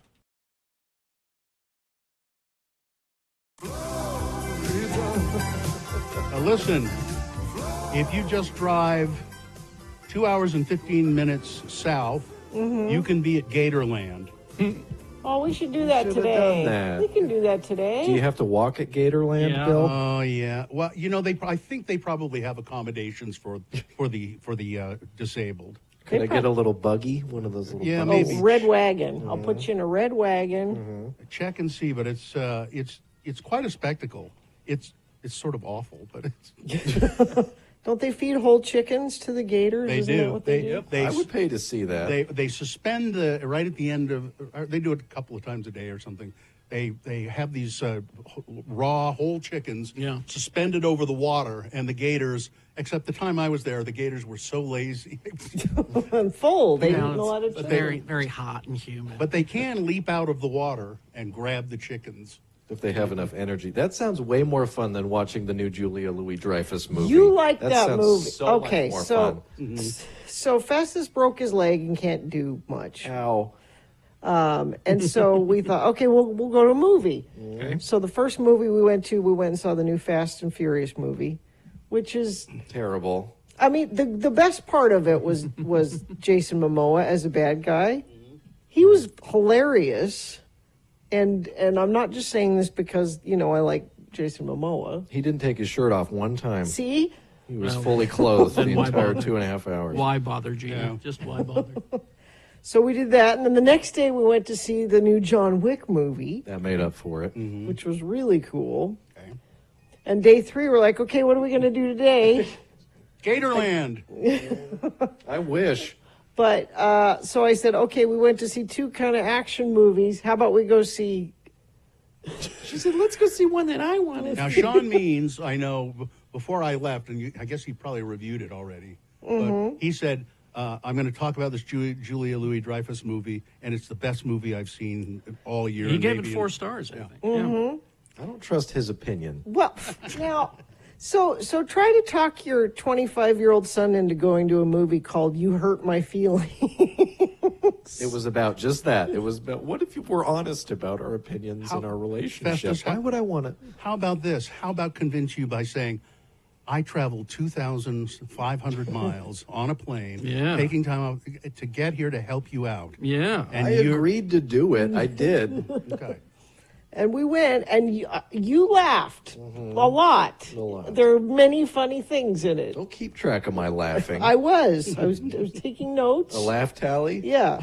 She's on a morning radio show. Of course, there's a laugh. She has a clicker. She has a clicker with her. Every time she gets a laugh, she clicks that little clicker. See how many laughs she got today. Clickety clicker. You surprisingly liked it better than you thought you would, didn't you? They had there was some funny jokes in it. It wasn't that bad. It's just there was not a lot of car chases or gun fights. Festus Gatorland is wheelchair accessible. There is The Americans with Disabilities Act. You can rent a wheelchair at Gatorland. Let's rent a wheelchair at Gatorland. Does it have a picture of a gator on it? And there's a restaurant on site and a bar. There you go. I like all of this. Speaking of bar, you know what they have everywhere here, including the movie theaters? Booze. A bar. Yep. And I had a beer at the movies. Yep. Well, They don't babysit you here in Florida. you man. combine that with the easy access to guns. What can go wrong? You know. I've not been witness to a shooting so far since we've been here. They have an albino alligator. And, I and saw- they have tortoises, too. I saw somebody text in. They said if Muhammad, my son Muhammad, not the prophet, can make up that he was attacked by a bear, Festus could make up that he was attacked by a shark. Tell him the shark part of your story. Oh, it was the little island that we drove the boat up to was Shark Tooth Island. And one of the kids that I was with found a little shark tooth, and they put it on a necklace for me. Oh, nice. So he's thinking about getting a tattoo over the scar when it heals, like just a big old shark. Festus, could I point out that if you're in the Navy, please be careful how you speak about being on the water. You don't say, we drove the boat out to the... You don't We drive. embarked? What did we do? You sailed. We sailed the boat. You didn't. Well, we drove the boat out to the island. I think I just do the medicine. I don't do the boat. I think he's speaking. Do the I medicine. think he's speaking like a Florida man. I think That could be. a Florida man probably doesn't sail. I think he drives his boat. We don't say things correctly. He's They're in the rubbing off Navy. on me. He's in the Navy. I just don't want the brass to hear you. Did you hear him? He said drove the boat. I'm under an alias. They don't know who this is. he's not. What's your rank? HM3. HM3 Festus. Yeah. You're not HM3. I'm looking at all these pictures of Gatorland, you guys, and I'm remembering it now. There are boardwalks everywhere to go see what you need to see. So you could push him in a wheelchair. It would be kind of hilarious if we wheeled around Gatorland. I don't know, the word walk is kind of triggering for me, Bill. Are the alligators smart enough, you think, to know that the people in the wheelchair won't move as fast as the others? You know, go get them. Those gators. Like when cheetahs go for the children. They won't do that because those gators eat so much all the time that they're fat and they lazy. barely do anything. They're Florida gators. Yeah, exactly. Exactly. They don't have to try. Why would they expend the energy? It's just given to them. So, and Festus is about to find out in 2 days if he is going up in rank. Mm-hmm. It sounded like you were going to say or down Yeah, in rank. no, up. I don't know. What? You go up or down? Be promoted. Mm-hmm. To yeah, what? every March and September we take a test, and then a couple months later you find out if you get promoted or not. So you're a, what is your grade now? E4. And so you just go to E5. Mm-hmm. Yeah, And and that that's a means little more bit of a pay bump. Means mainly more money. Mm-hmm. More responsibility, more money. Yeah. And he's also going to find out if he's going to be able to transfer to this school, this Navy school in San Diego, which I'm crossing my fingers for. So the next time he injures himself, I'll only have to go to San Diego to help take care of him. You could drive there. Yeah. San Diego is kind of the Florida of California. Yeah, it's pretty right wing. It's you know. I can only do so much, guys. I understand. I think you ought to try and get on the submarine service myself. Yeah. Oh, I don't. Absolutely not. No. No. Want to be on a submarine? You have to share beds. No, you don't. Yes, you do. You don't share a bed down that you're in your own bunk. There may be bunks all around you, but you don't share one. It's called hot racking because there's people on duty 24 hours, so you sleep while someone else is working, and then they go and they sleep in the same bed while you're working. Oh, yeah, that is true. Yeah. Hot racking. Hot racking. Hot racking does not sound like something. See, you said should hot be racking, doing. and I got that sounded kind of sexy. I but think then. You know, No one even wants to hot rack. even when it's been described to me, I still think it's No. kind of sexy. No. Ooh, he was right here. Because always your always cooties warm. your cooties slough off while you're sleeping. My rack is still warm. I wouldn't be good with not being able to like have fresh air and open a window. That There's no fresh air on a submarine. And if you open the window, you're screwed. No, they They got tell you screen. specifically not to do that. Gina, they got screen doors. You can open those. screen doors those modern subs. Those modern subs, they have screen doors on them. You know. Yeah, no. on the Lido deck. Fine, you just open it up. There you go. Sure, that's nice. All right, Jacksonville. Yeah, That's your- I'm coming home tomorrow. Oh, you are? Yeah, I'll be on the so I won't be on the show tomorrow because I'm coming home, but then I'll be live in studio Thursday. Well, you better get to Gatorland today then. Yep, we're going. I'm making you go. I'm going to have her start taking vitamin C now so Make she's sure- not sick when she Make, gets there. make sure you take in the Gator Jumperoo. That's where they jump out of the water That's for what the it's called? chickens. The Gator Okay. Jumperoo? The Gator Jumperoo. All right.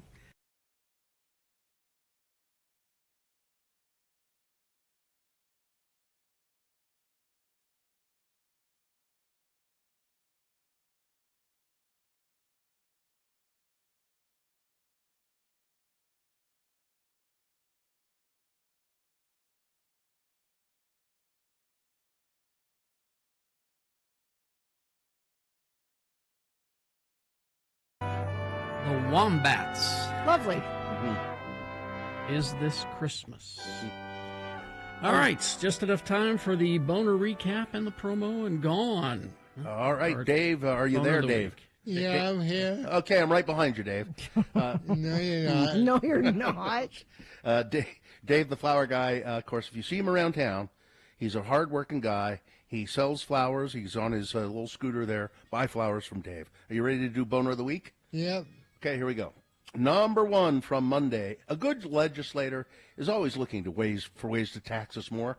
That's Utah Senator Lincoln Fillmore proposing that grocery stores selling food in a restaurant-type manner, well, you know, they ought to be paying the restaurant tax as well. This is awful. This is an awful thing for him to be doing, trying to figure out a way to wheeze more money out of people. Boner candidate number, I don't know what wheeze means, actually. Boner candidate number 2 from Tuesday. This guy puts his money where his stupid mouth is. House Speaker Mike Schultz. Oh, I didn't pick this one. This is mine. That's your pick, isn't it? Mike Schultz, Utah House Speaker. He's been discovered to have been a major donor to the Anti-Transgender Political Action Committee. The PAC has been attacking Democratic lawmakers for their stance on transgender rights. I don't know if this is legal, is it? They're looking into it. That's the question. It's being investigated. Put him in jail, that's what I say. Boner candidate number 3 from Wednesday. I was supposed to get 8 sauces. 8! So no, that wasn't the winner, was it? I thought it was, wasn't it? Yeah, Katie says yeah. Was it? All right. Anyway, the woman at Raising Cane, because she didn't get all of her sauce, she started slugging people over that. Number 4 from yesterday. Senator, I believe you've peed yourself. Wow. This dumbass Senator, Tennessee Representative Ken Yeager. He's been arrested for a DUI, and there's video, which is sad, seeing him trying to pass the DUI test and also peeing his pants. It's sad until you find out how he votes. Yeah. Oh, he's awful. Yeah. And boner candidate number 5 from today, rude behavior and a really scary-looking mascot. David, please, if you would. Who's the winner? Number 2. Number 2. Let me go back to there. It's Mike which Schultz? is no. This guy puts his. Oh yeah, Mike Schultz. Yeah. Puts his money where his stupid mouth is. He wins boner of the week. Thanks, Boner Dave. of the week. Thank you, David. All right, let's do the promo and get out of here. Okay. I'm tired of coughing. Well, why don't you spend this weekend coughing it all out so you can join us in studio Monday morning? I'm not sick, but I've been coughing because of this damn aversion. Well, whether you're sick coughing or inversion coughing, get it out of your system and join us Monday morning here on X96.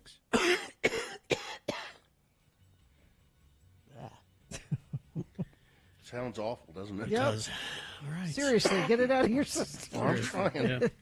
Fine job as always, Katie. Live long and prosper, bitches. Don't you know who I am? It's a bottom burp. Bottom burp. Thank you. All right. Nick Davis sitting in for